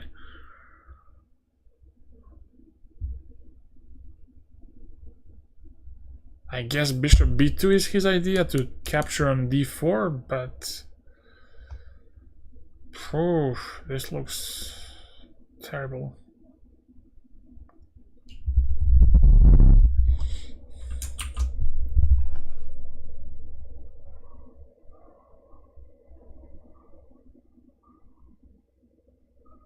I don't know, something like bishop b2, and if you go knight e4 to take on d4, but okay, you took on d4, but maybe you even made it worse, because if I just play bishop to b4, you gotta go king f1 or do something very specific.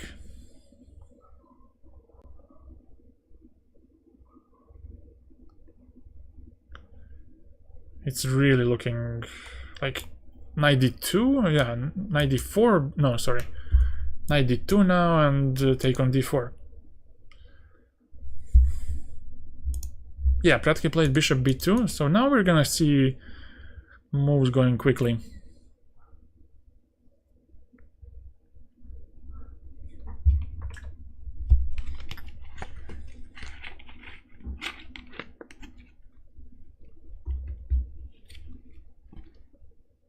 And if you keep d4 on the board, then you're just playing for a draw, not playing for anything else. But I think it's best to do it like this, to keep this pawn alive and to make it a shield in a way. Let's see how Sarana is doing. Sarana is not doing well, because still I don't see any counterplay for white, for black, and his king is still in the center, so at least his time situation is not as bad as Pretke's, but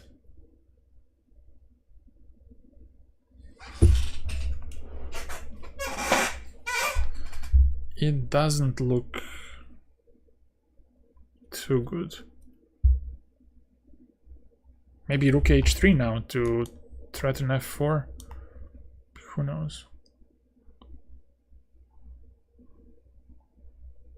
But I don't believe it's too easy for black to break through here.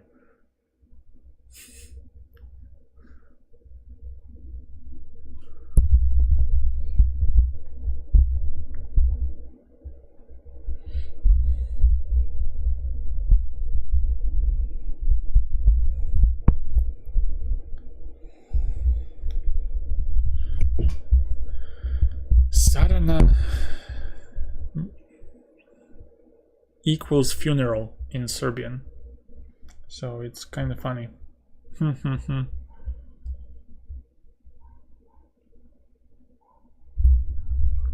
Sarana.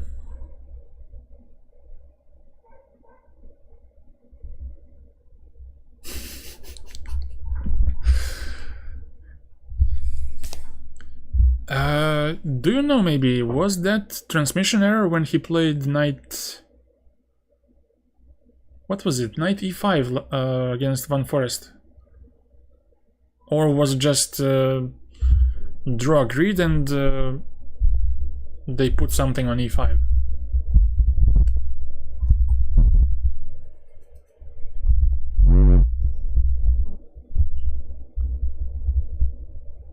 Because if you check the engine after knight e5, black is lost. g5 and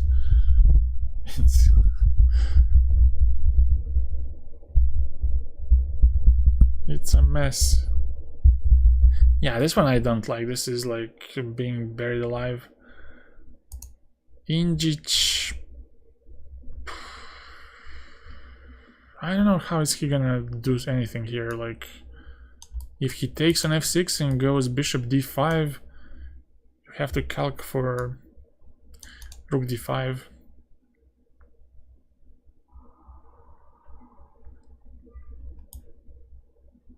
Oh, but there's rook e8. Damn.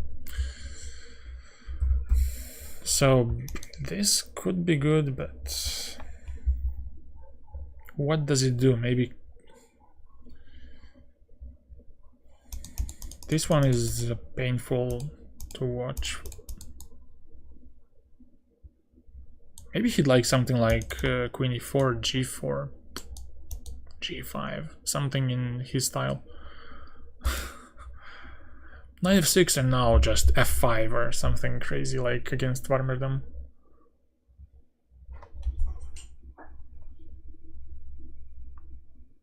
I don't know, this looks too dull to...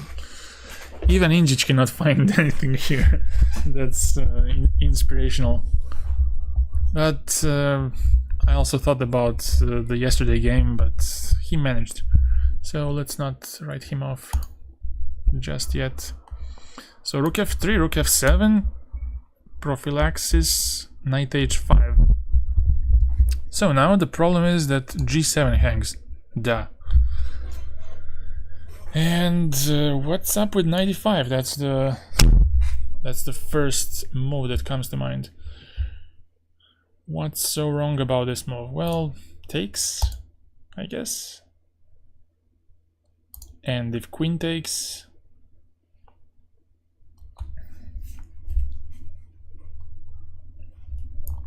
If queen takes, queen d6. I don't know, knight f3 and this.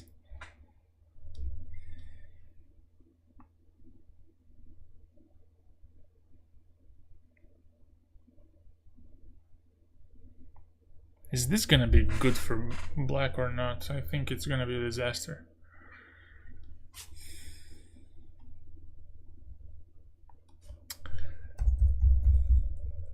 So bishop f7 instead. You can probably do this, or no, bishop hangs. Sorry about that. If bishop f7, bishop e5, bishop h5.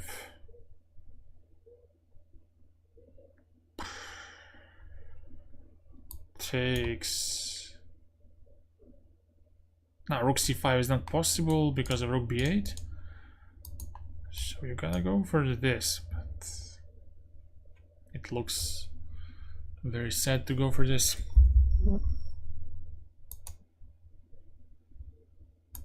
So he took on f3 here, queen f3. Try imitating Kramnik for 10 seconds, it will be hilarious.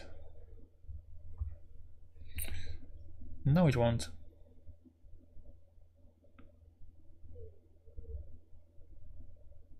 Should I have a pencil and imitate vaping, or what's the strategy here? Oh, this guy's cheating. It's more like, it sounds more like Kasparov than Kramnik. Ooh, this guy's cheating.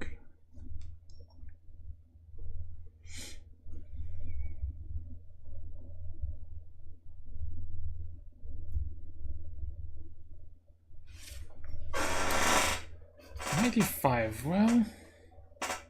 Oh, jeez.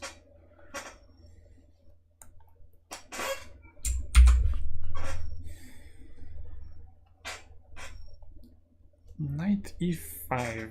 What can black do?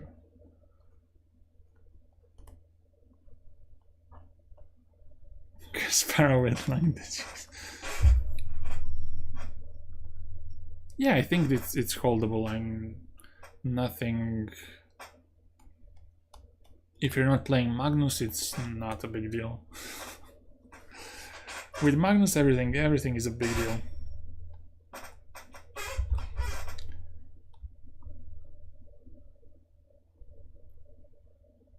Peter Lacko drew. Oh my god. What happened here? Maxudlo found this rook b3 and bishop e5, queen e6, queen d4. Impressive stuff, but come on, this is depressive. Depressing.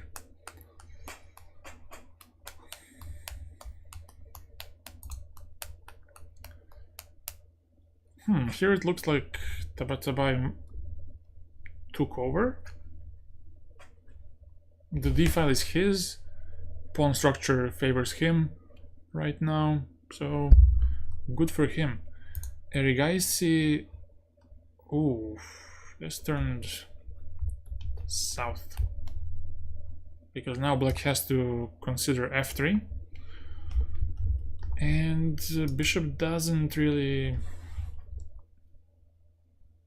I mean, bishop feels very claustrophobic right now. The only asset is d pawn, but I don't think it will do be any factor in the game, because black can block it very easily and enter the attack if possible by rook g6. So it's quite bad. This one, neither.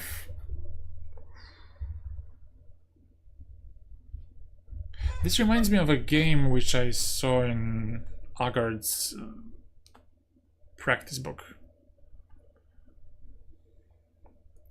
I think it was positional play or something with the hook on g6, and Here it wasn't a hook, because in Agard's book it was h6 that was a hook.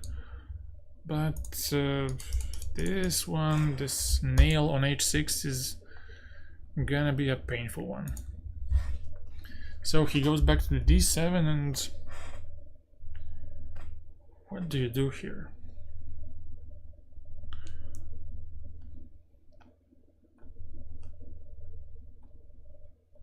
Yeah, he won one big tournament, one big open.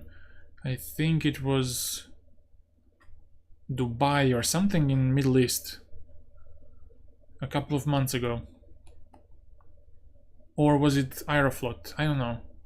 Something like that, something very strong. It was a big surprise, at least by rating. And also I think he knocked out somebody very strong from the World Cup. I think Grishchuk in the last year's World Cup. Almaty, yeah, it could be, yeah.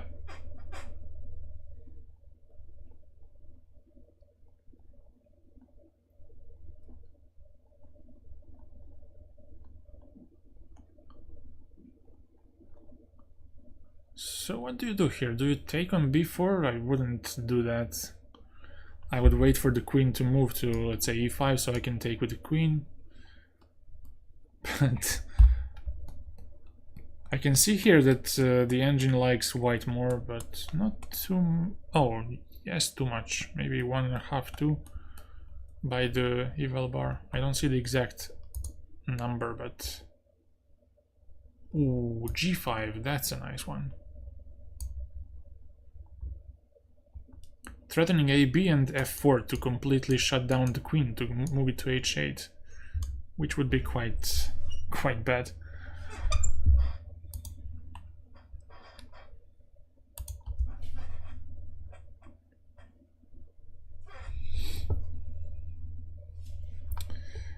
Okay, let's see what Pretke is doing again. Oh, this is not good.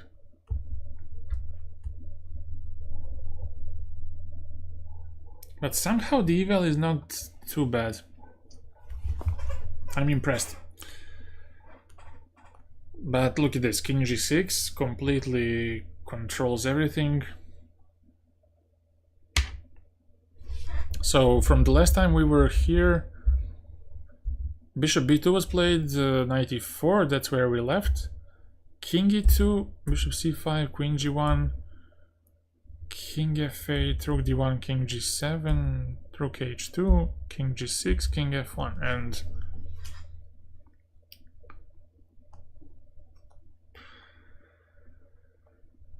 how does black improve this position? Maybe he can...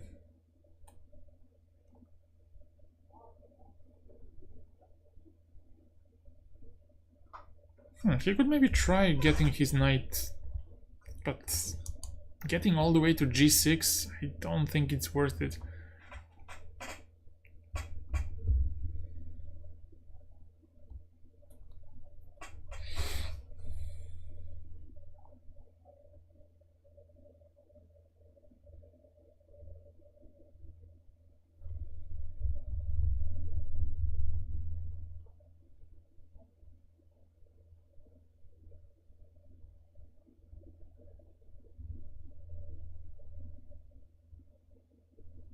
I think he will go king to... He could go king g7, knight e7, and... But okay, he does that, which is understandable. Maybe he wants to go knight c3 at some point, but he wants to prepare the pawn push. Other than this idea, I don't see why would he play rook d8. Maybe to go rook d7 and exchange knights by knight c3 and eliminate this one. See you, Daka. Have a good night.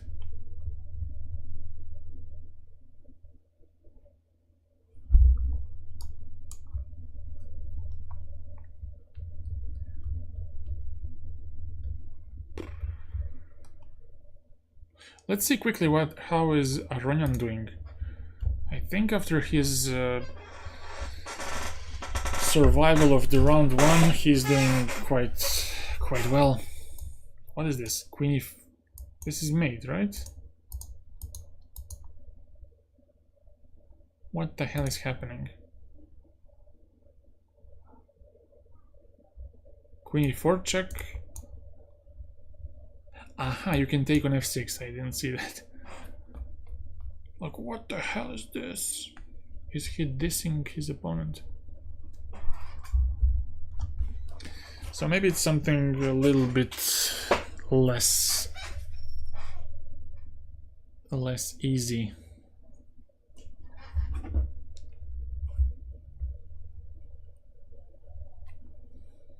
So he played what? Rook E8, King F6, and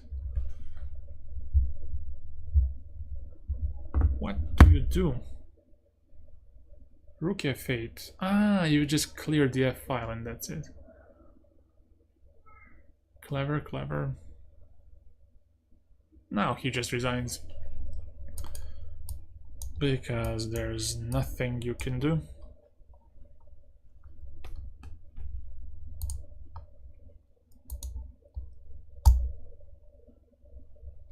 And if this happened... Whoa, this one. And wait, he's doing pretty well.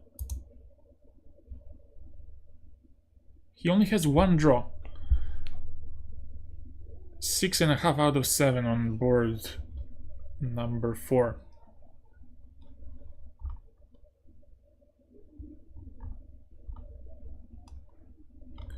So who should we watch? What? How did this happen? How did this position happen? Jesus Christ. So, we were last time... Ah, this is the way how he lost the pawn. By this small tactic. Queen C7, Bishop E8, Knight F4, Rook C8, Queen C8. Oh, this is what I missed.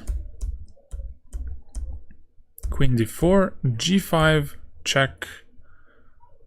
Voila. So King E7, Knight G6, here Bishop F5, Queen B2, F4, Queen A3, King F2, A5.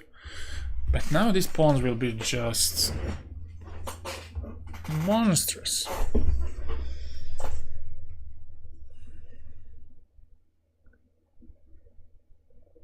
You gotta push the F pawn somehow, but that's easier said than done because you have to move the bishop somewhere.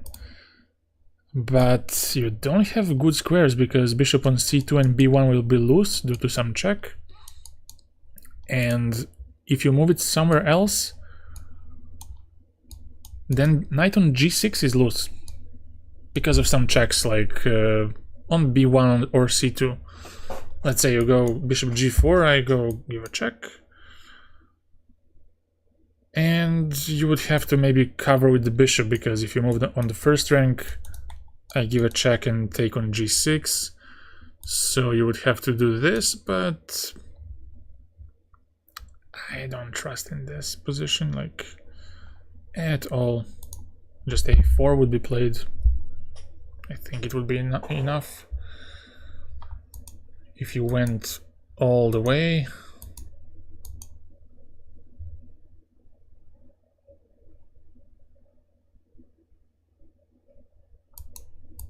Go here. Check here. And now with 2 queens, it's mate. Stockfish approved. So 95 by Le Quang. And what will Magnus do? Will he simply push the pawn? Or maybe this one. This one to have queen e3. What will he do? Maybe adjust his queen first. Queen b2 and then push.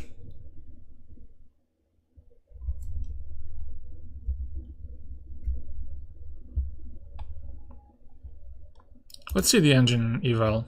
-4. So it says queen b2 or a4. Queen b2, king f3, and then a4. Yeah, tough. Tough position. Let's see Sarana versus Yakuboev.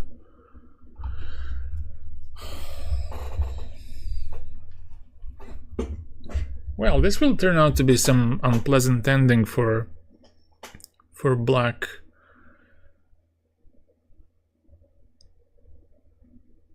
Still, it doesn't look like black will successfully castle or put his king in some kind of safety. Yeah, this is horrific. At least maybe because of opposite color bishops, he could survive some potential ending. But on the other hand, with heavy pieces, as I have mentioned many times before, it's much tougher to hope for a draw. Queen d3. So you cannot take on e4 because of knight c7, king f8, queen d8, and this nice checkmate. So black has to address this little threat. If he goes bishop h6, you have to count on something like knight e7, but I believe it doesn't work. I believe he survives that.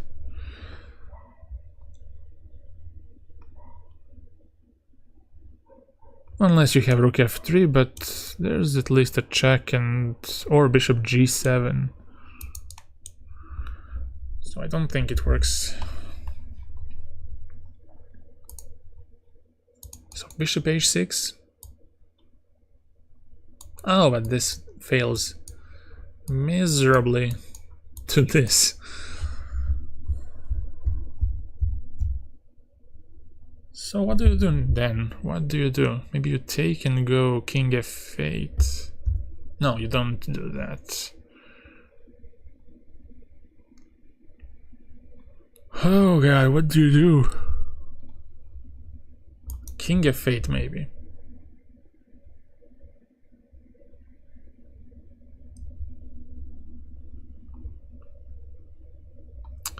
Oh, but then you take on f6 and go rook g3. Doesn't look great as well. So you take, let's say, he takes back. I guess with the pawn, because if you do this, rook g3. And when the queen moves, you have queen d8 now. So I suppose... Well, I stopped, I didn't consider this move.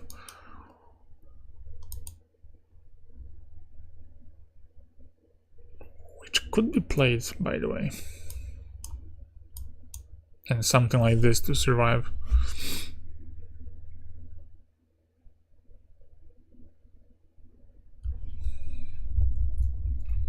That looks pretty scary to me.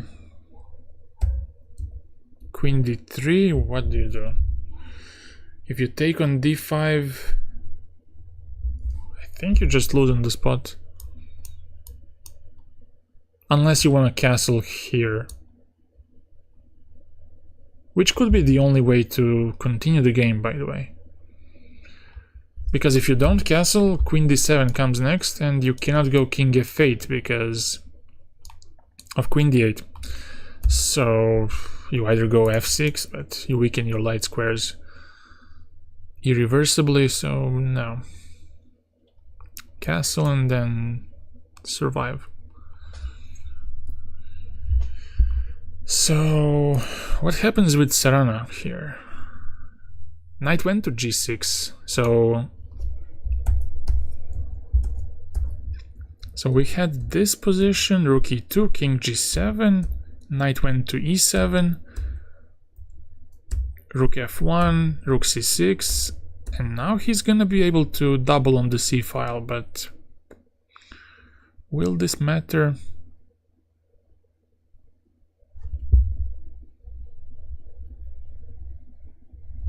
What happens if knight to d4, maybe just bishop c5 back?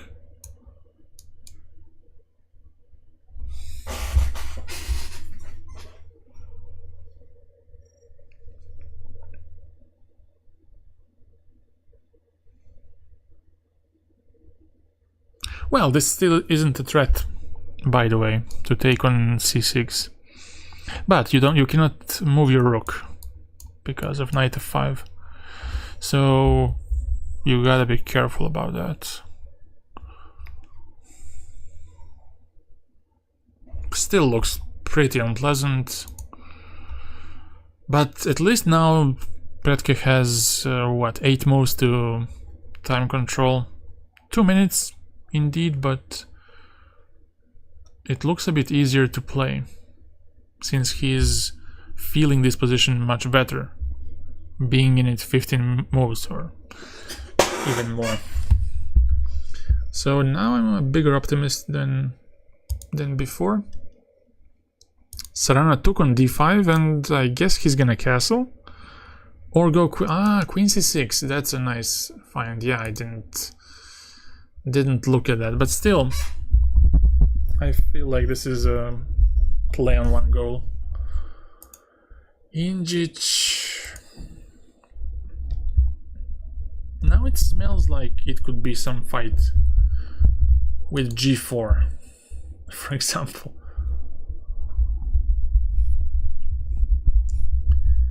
Bishop c3. What's the point of this move? Rook e2 and knight e4 or what?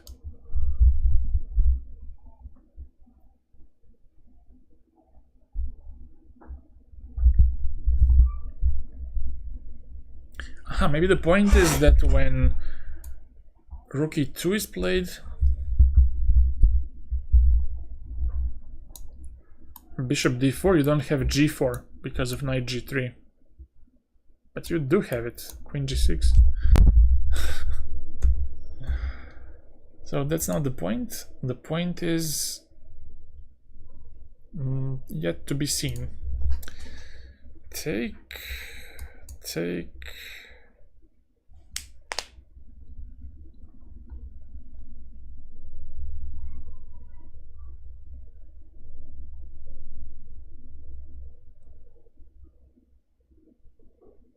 Maybe knight g7,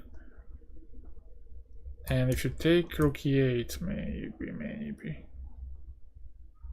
but only maybe. Pretty abstract.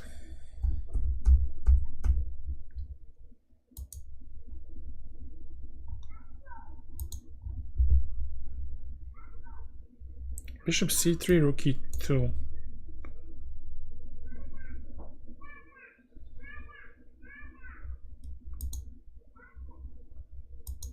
Or just he wants to gain a tempo so he can move the king out of this pin.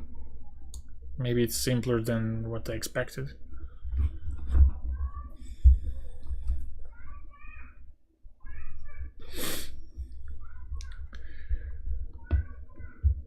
Pretke took a pawn, but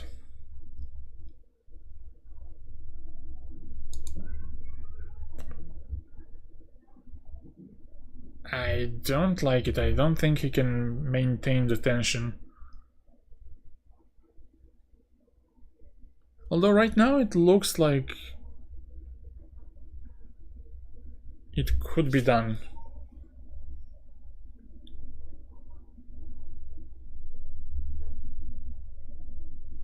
I mean, as long as bishop is on d3, there's no need to be worried.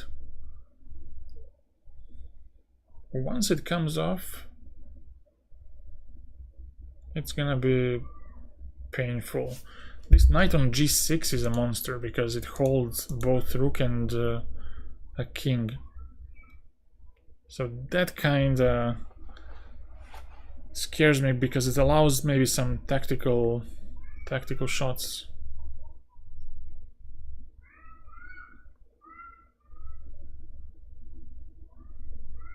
You know, some exchange sacrifices or similar type of moves.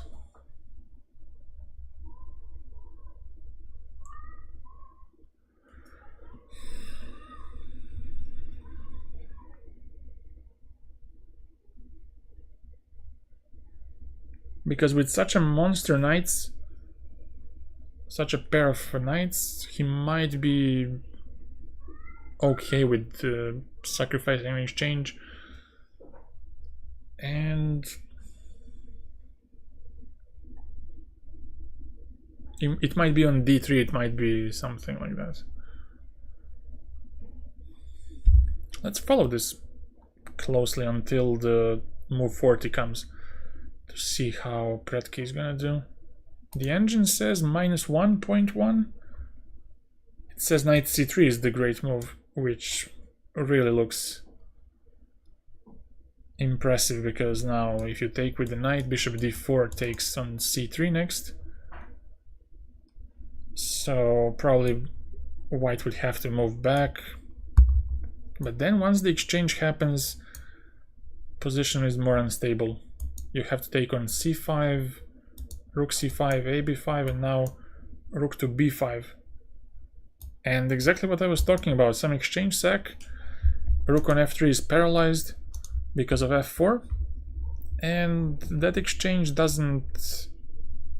isn't felt because the king is much safer than this one, and there are only semi-open files, so rooks cannot really show their full potential, and their potential is spent on some defensive task.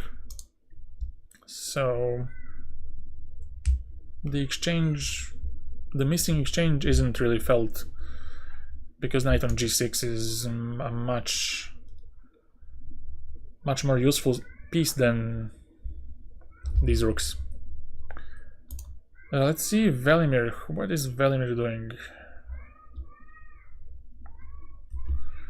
This looks fine. It should be holdable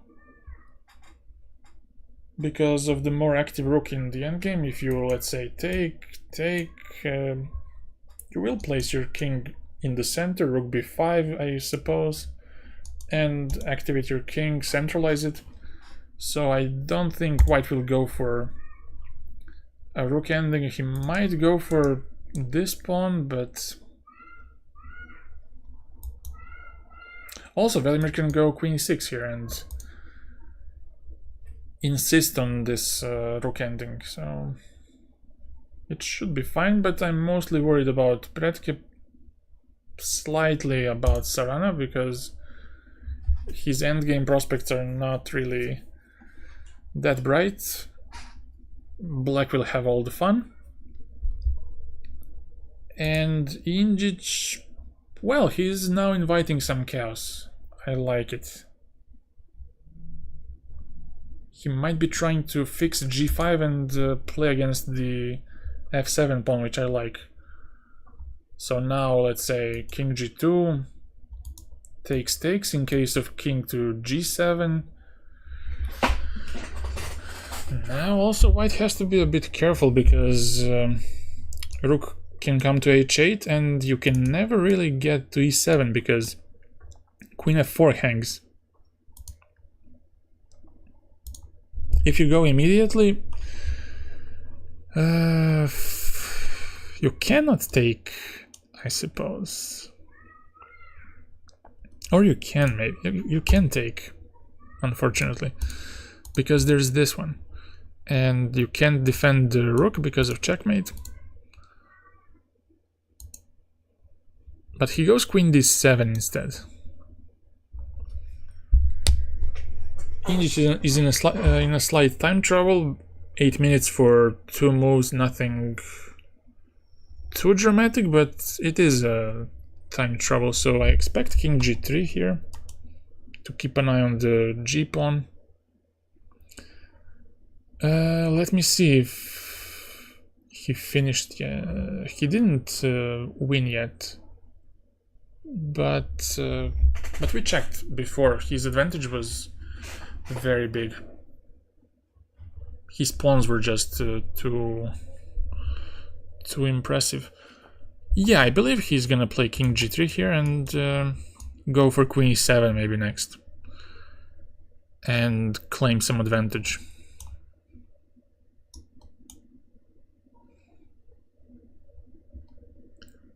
King f3. That's some GM type of nuance. I'm not sure what was the difference between the two. Oh, now it might fizzle out. I didn't see rook e8 at all. Draw on board 3. But okay, English did enough job yesterday and the days before, so let someone else win it. This will be a draw. Let's move on to some other games. Let's see Magnus. Is he struggling now? Bishop d3.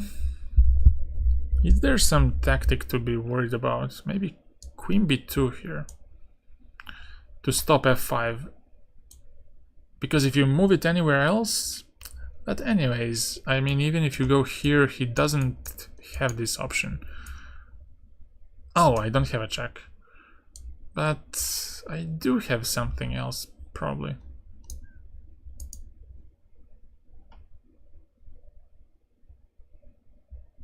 So wait, what if check?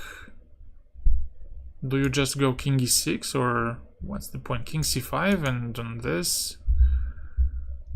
Ah, you just push.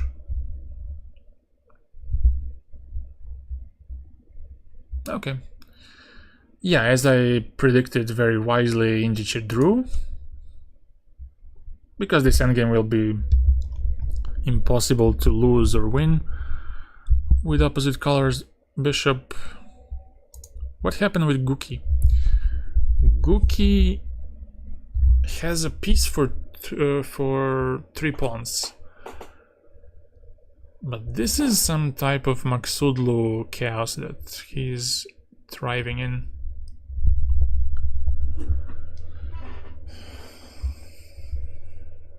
I don't think he's too unhappy about the position he got. I mean Maksudlu.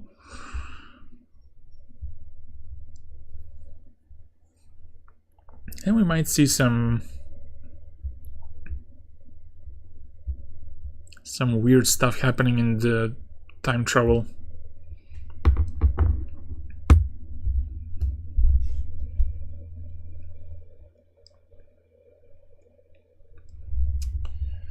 What's happening with Pretke? Let's go back.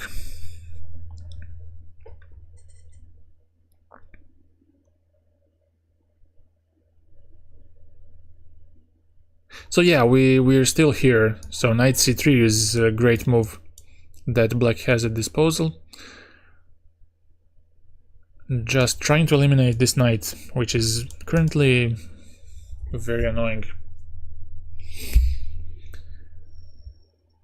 And Noderbek still thinks. Sarana is playing bishop c4 on the board. Maybe it's time for some e6 or for more trades. Still quite unpleasant. Ivic. Oh, he went into this endgame. White went into this. Interesting choice. I think it should be a draw because king e5 will be quite an active piece. And when this happens, well, you might start thinking about...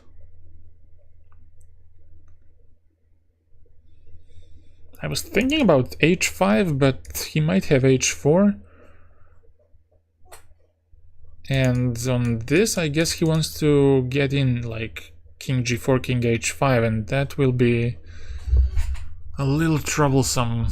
So maybe Maybe you could get... Also, there's a problem with this move because rook c4 is there. And then you might lose a6. In case you go for g2, of course.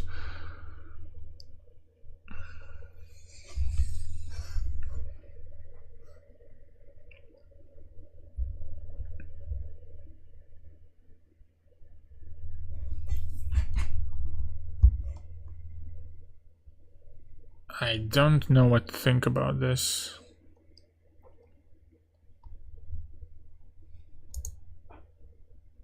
It looks a bit unpleasant now because if king d7, the engine now is turned on. e5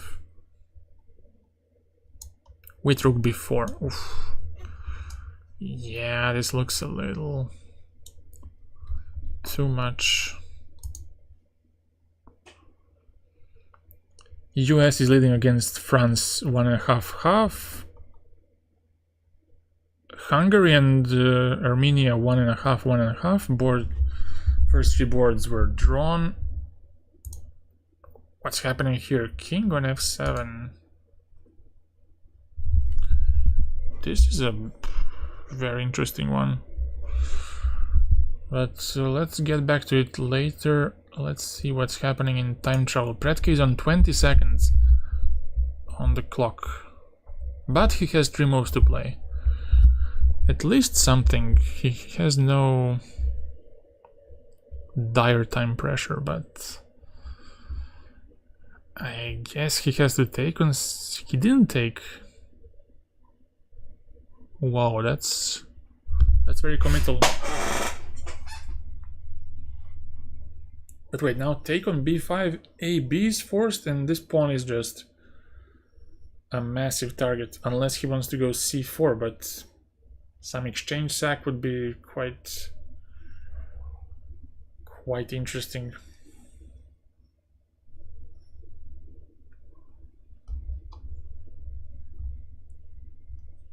I don't like how this was played out. But let's see the engine. What does it say? 1.6.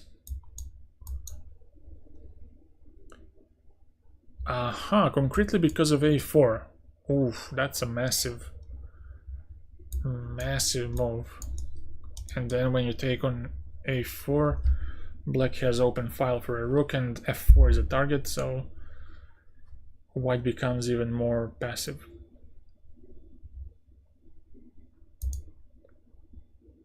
So Abdusattorov has 20 minutes to figure out what's best for him, but I think knight b5 will be a natural thing to do, since that's why he went to c3 in the first place. So I just think that he's thinking about the move after.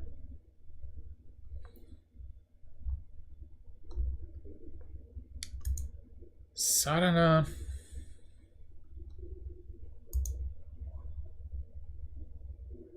Engine says bishop queen d5 is good, is the best. And it might be, but from the human point of view, I think it's not really easy to play this from black's point, from black's side. MVL. What is MVL doing?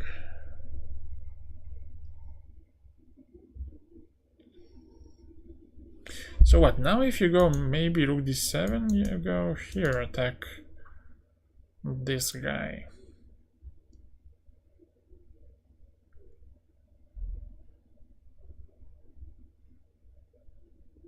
Or did I get this wrong? f3 and then g5. And start pushing.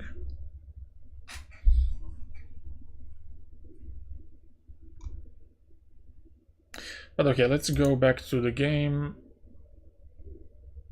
Predke versus Nodirbek.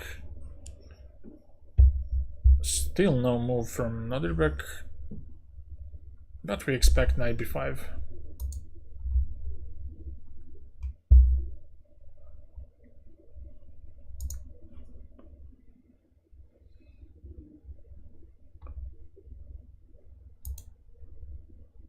No, I expect something else. I expect a move that's worse.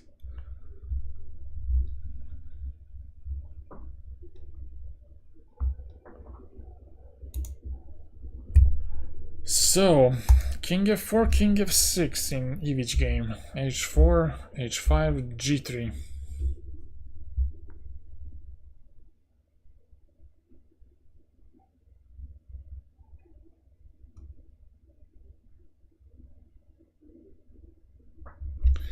So, here the question is, will black run out of good moves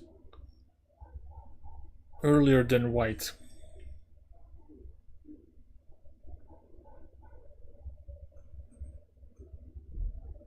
What if he goes g6 here? Just waits. Or king e6.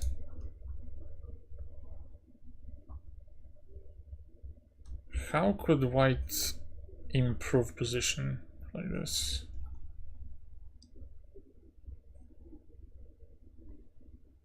It's tough to say.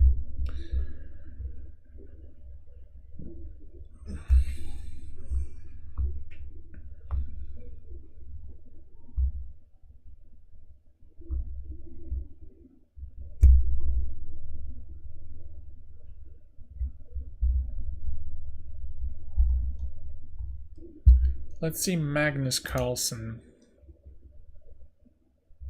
Oh, now move 40 is on the way, and Lek Wang is taking his time to think about this position.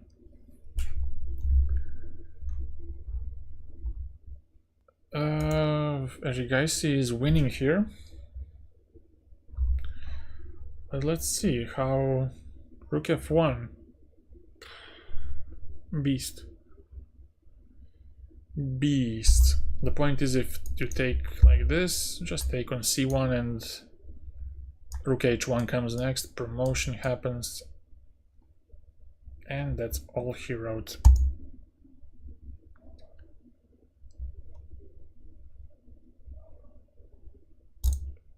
Puya.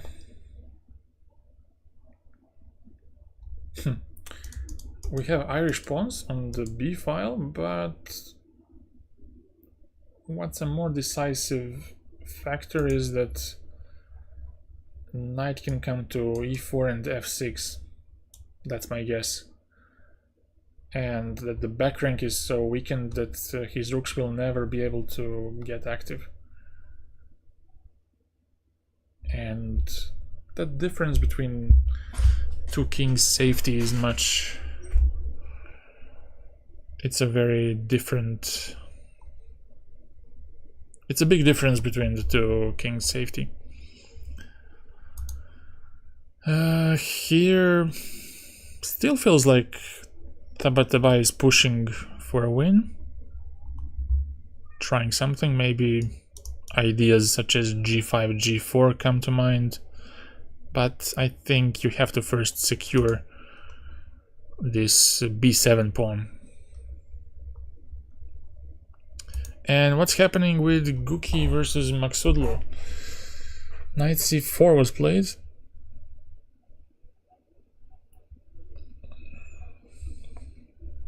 It feels like white is coming with terms of getting to some endgame which he has to hold. And yeah, officially Arjun won against Daneshvar. Let's see what's happening. Pretke versus Nodirbek. He didn't take a chance to go a4, which is a good piece of news. But still, this is gonna be a long game, because knight d7 comes, knight c5, that's maybe his idea, and then maybe to go a4. So nothing is over. Ivic drew, which is a good piece of news. Yeah, white cannot really make a progress here. If he moves the king away, king e5, king gets much more active and is ready to go rook b4 as well, so understandable.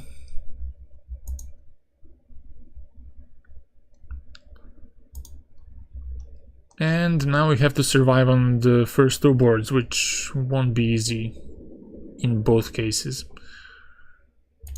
Let's see, Fabi is still thinking about maybe rook d7 or whatever he's thinking about. Carlsen, Lekwang still the same position. Gukesh has 3.5 minutes, so we had some simplification, but 5 versus 2.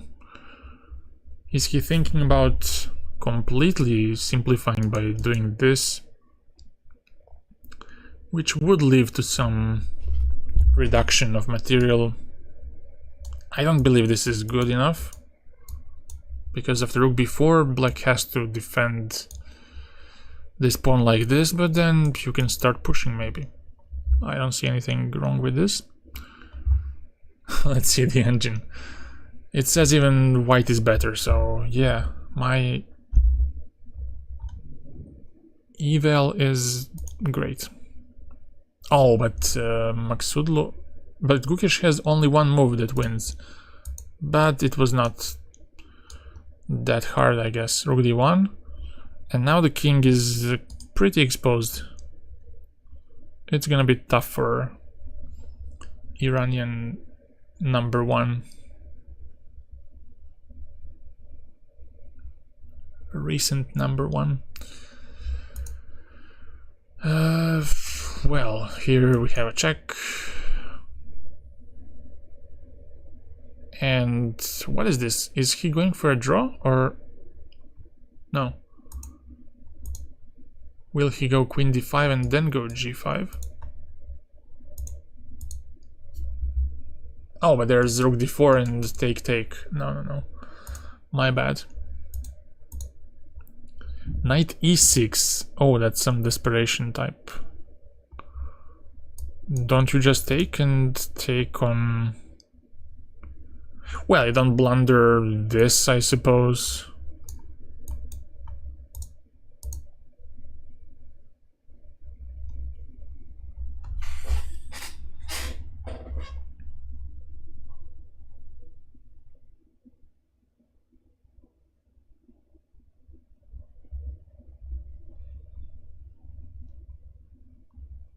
But you go for this capture, and whenever he moves the rook, I can go from behind and pick up h7, so it looks like it should be over pretty soon. Morizzi. Black is a bit tangled up, but it should be a draw. Shouldn't be a big problem. Yeah, plus 0.2. Magnus. Oh, this is the end. Magnus found an elegant way to finish it. So after queen b3, bishop f5, a3, knight d3, now he took to stop checkmate. Because on c5, I suppose there was something bothering him. Maybe this, and... Yeah, but this was the most practical one. a1 queen. And now with these two pawns, it should be game over.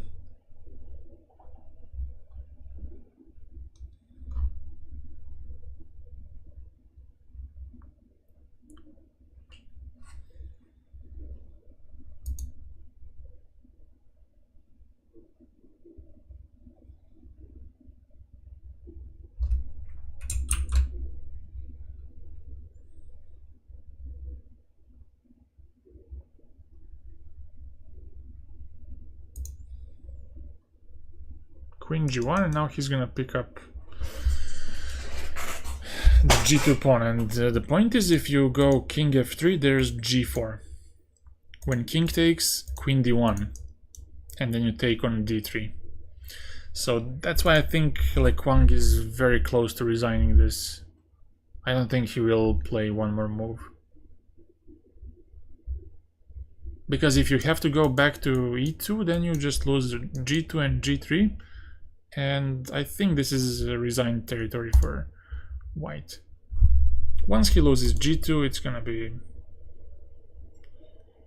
not worth playing.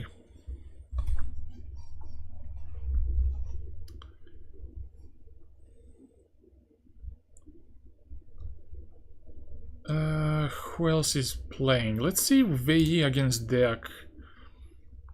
This was probably some Italian with bishop on b6, something, yeah. Bishop g5, this is very trendy line, and well, I had this one last year, yeah. I can see my game in the Lichess in the Masters database. Yeah, I had this position, but my opponent played knight e1 here, and b5 was played here. Knight a5, bishop a2, h5, h3, g4, knight g1. Yeah, this is quite an interesting line, but white took a pawn and decided to be pretty solid. But yeah, bishop on h2 is a bit entombed. And now ed4 happened. So what's the point? If you take like this, is there some tactic with bishop d4? And this maybe, but I guess you don't have it. Knight d3, but oh, you don't have it. No, knight c6, provoking maybe d4, d5.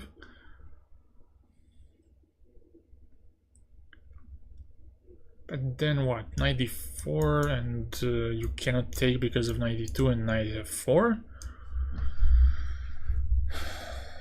If you take it, take, and then bishop f2 comes next. That's maybe the point.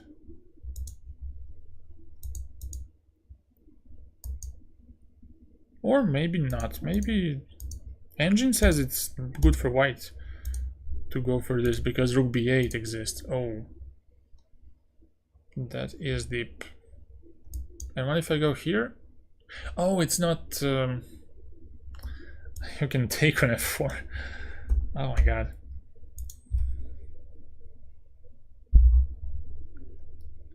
So knight f3 is the best by Engine, or d5, but knight c5 is the best for white, for black.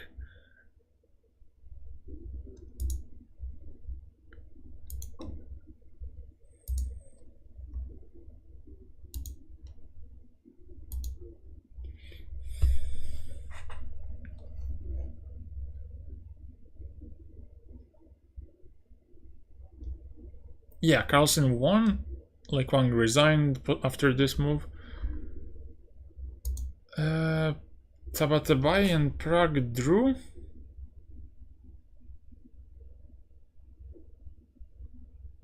Yeah, I guess he didn't see anything better because rook d4 was a huge threat after king d1 every time, king g1 every time. So after this, e3. Now rook d4 is a problem, and Tabatabai chose to just repeat moves. Which is fair, you don't want to overpress. It's not over by one loss. With one loss. I mean, Iran might lose like 3.5, but those half a point might matter in some tie breaks, so that's okay. Pretke, what happened? Move 40 happened, and now he's thinking. Sarana. How to assess this one?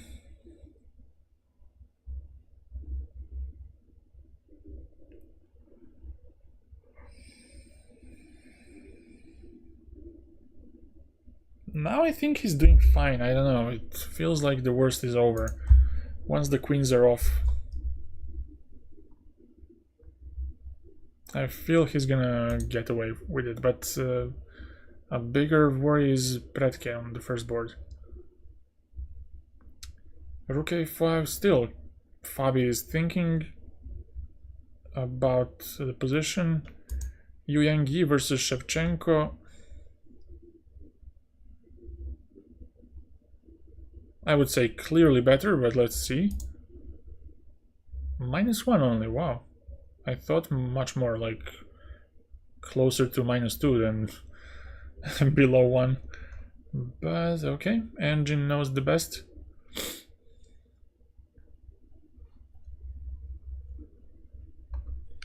Who else is playing? Let's see, Gukesh versus Maksudlu. Rook d5 here, so there are some issues with knight h5. It's gonna be tough to defend this. 35th move is on the way, and Maksudlu has 2 seconds on the clock.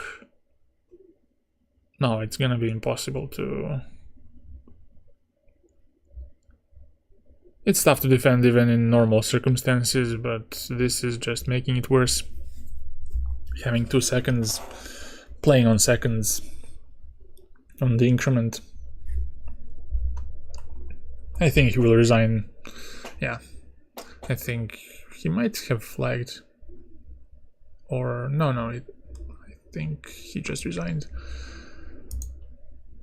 Puya. No, here black is too weak on the back rank. 7th rank is also quite exposed, so India will win 3.5. Half. Hungary is also left with Hovhannisyan versus Gledura. Well, this is looking quite good for black. White's king is very exposed on the g file, and I don't see any counterplay for white. 2 versus 1 has no meaning right now because all the action is on the king side, and even if he would push b4, and he wouldn't play b5 because it's impossible. So Moritzi versus Dominguez. Well, Dominguez might try to squeeze this one, but it's unlikely. I think he's just gonna go for simplification and preserve some energy for the rest. Lupulescu, Boo. This looks a bit critical. A6 is weak. Now the question is, can black go for activity of the rook and abandon a6? Tough decision. Let's see how long was he thinking. Oh no, now it was played.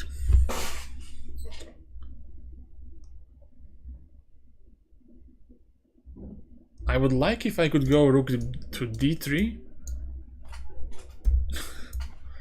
Rook to d3 and then get to g3, push h4 and try to hold that one, but I'm not quite sure. Engine says plus 1.32.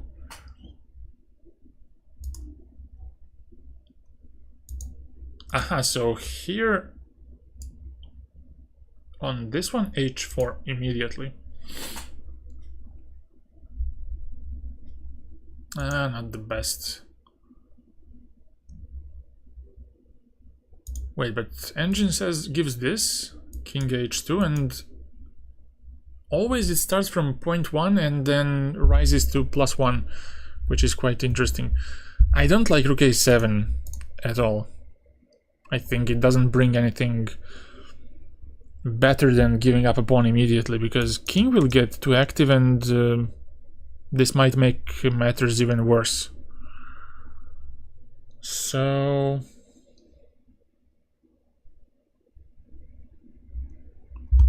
I don't know what to say. Which approach to take as black? The active one or this one? The embarrassing one.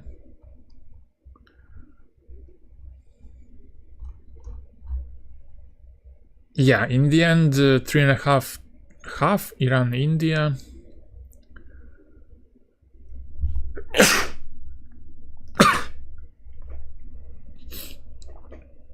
And let's see again, Pretke versus Nodirbek. Well, now there's no danger of h4 hanging or anything, but feels very, very loosey.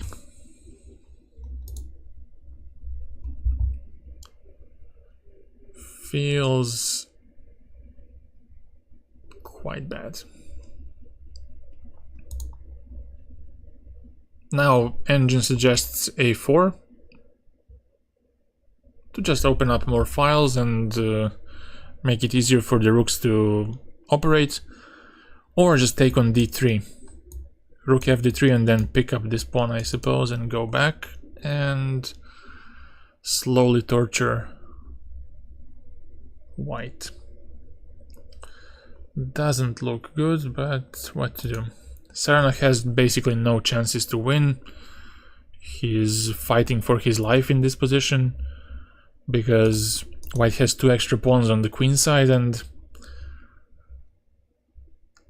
I don't know, I believe he can hold this by putting his king on c5, just stopping any b4 push, which would make these 2 passed pawns, not double the pawns. He's not afraid of that.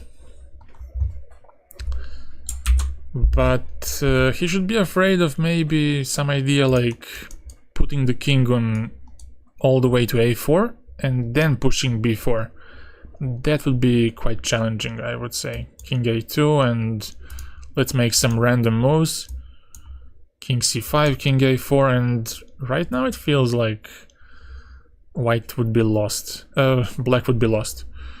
Because if you play this, b4, and these 2 pawns will be quite enough for the win. For example, just to show how do you manage this. Well, maybe I should secure these pawns, but I don't think it matters because I can always play g4. So let's say this, g4, bishop e1, and now king b3. You push the one to c5, get the king to c4, push this one to b6, and just alternate. You never want to play something like, you want to avoid doing something like this, because then white cannot push c5 anymore, because black will seize control over c5 square very easily and win the game this way. Draw the game this way. But if you go with the c5 approach, if he goes back, you give a check, go to c4, get the bishop to e4, play b5 and get to b6, and so on. What else is happening here? One match is over, India, Iran, 3.5 half. Yeah, this is a tricky one, I would say.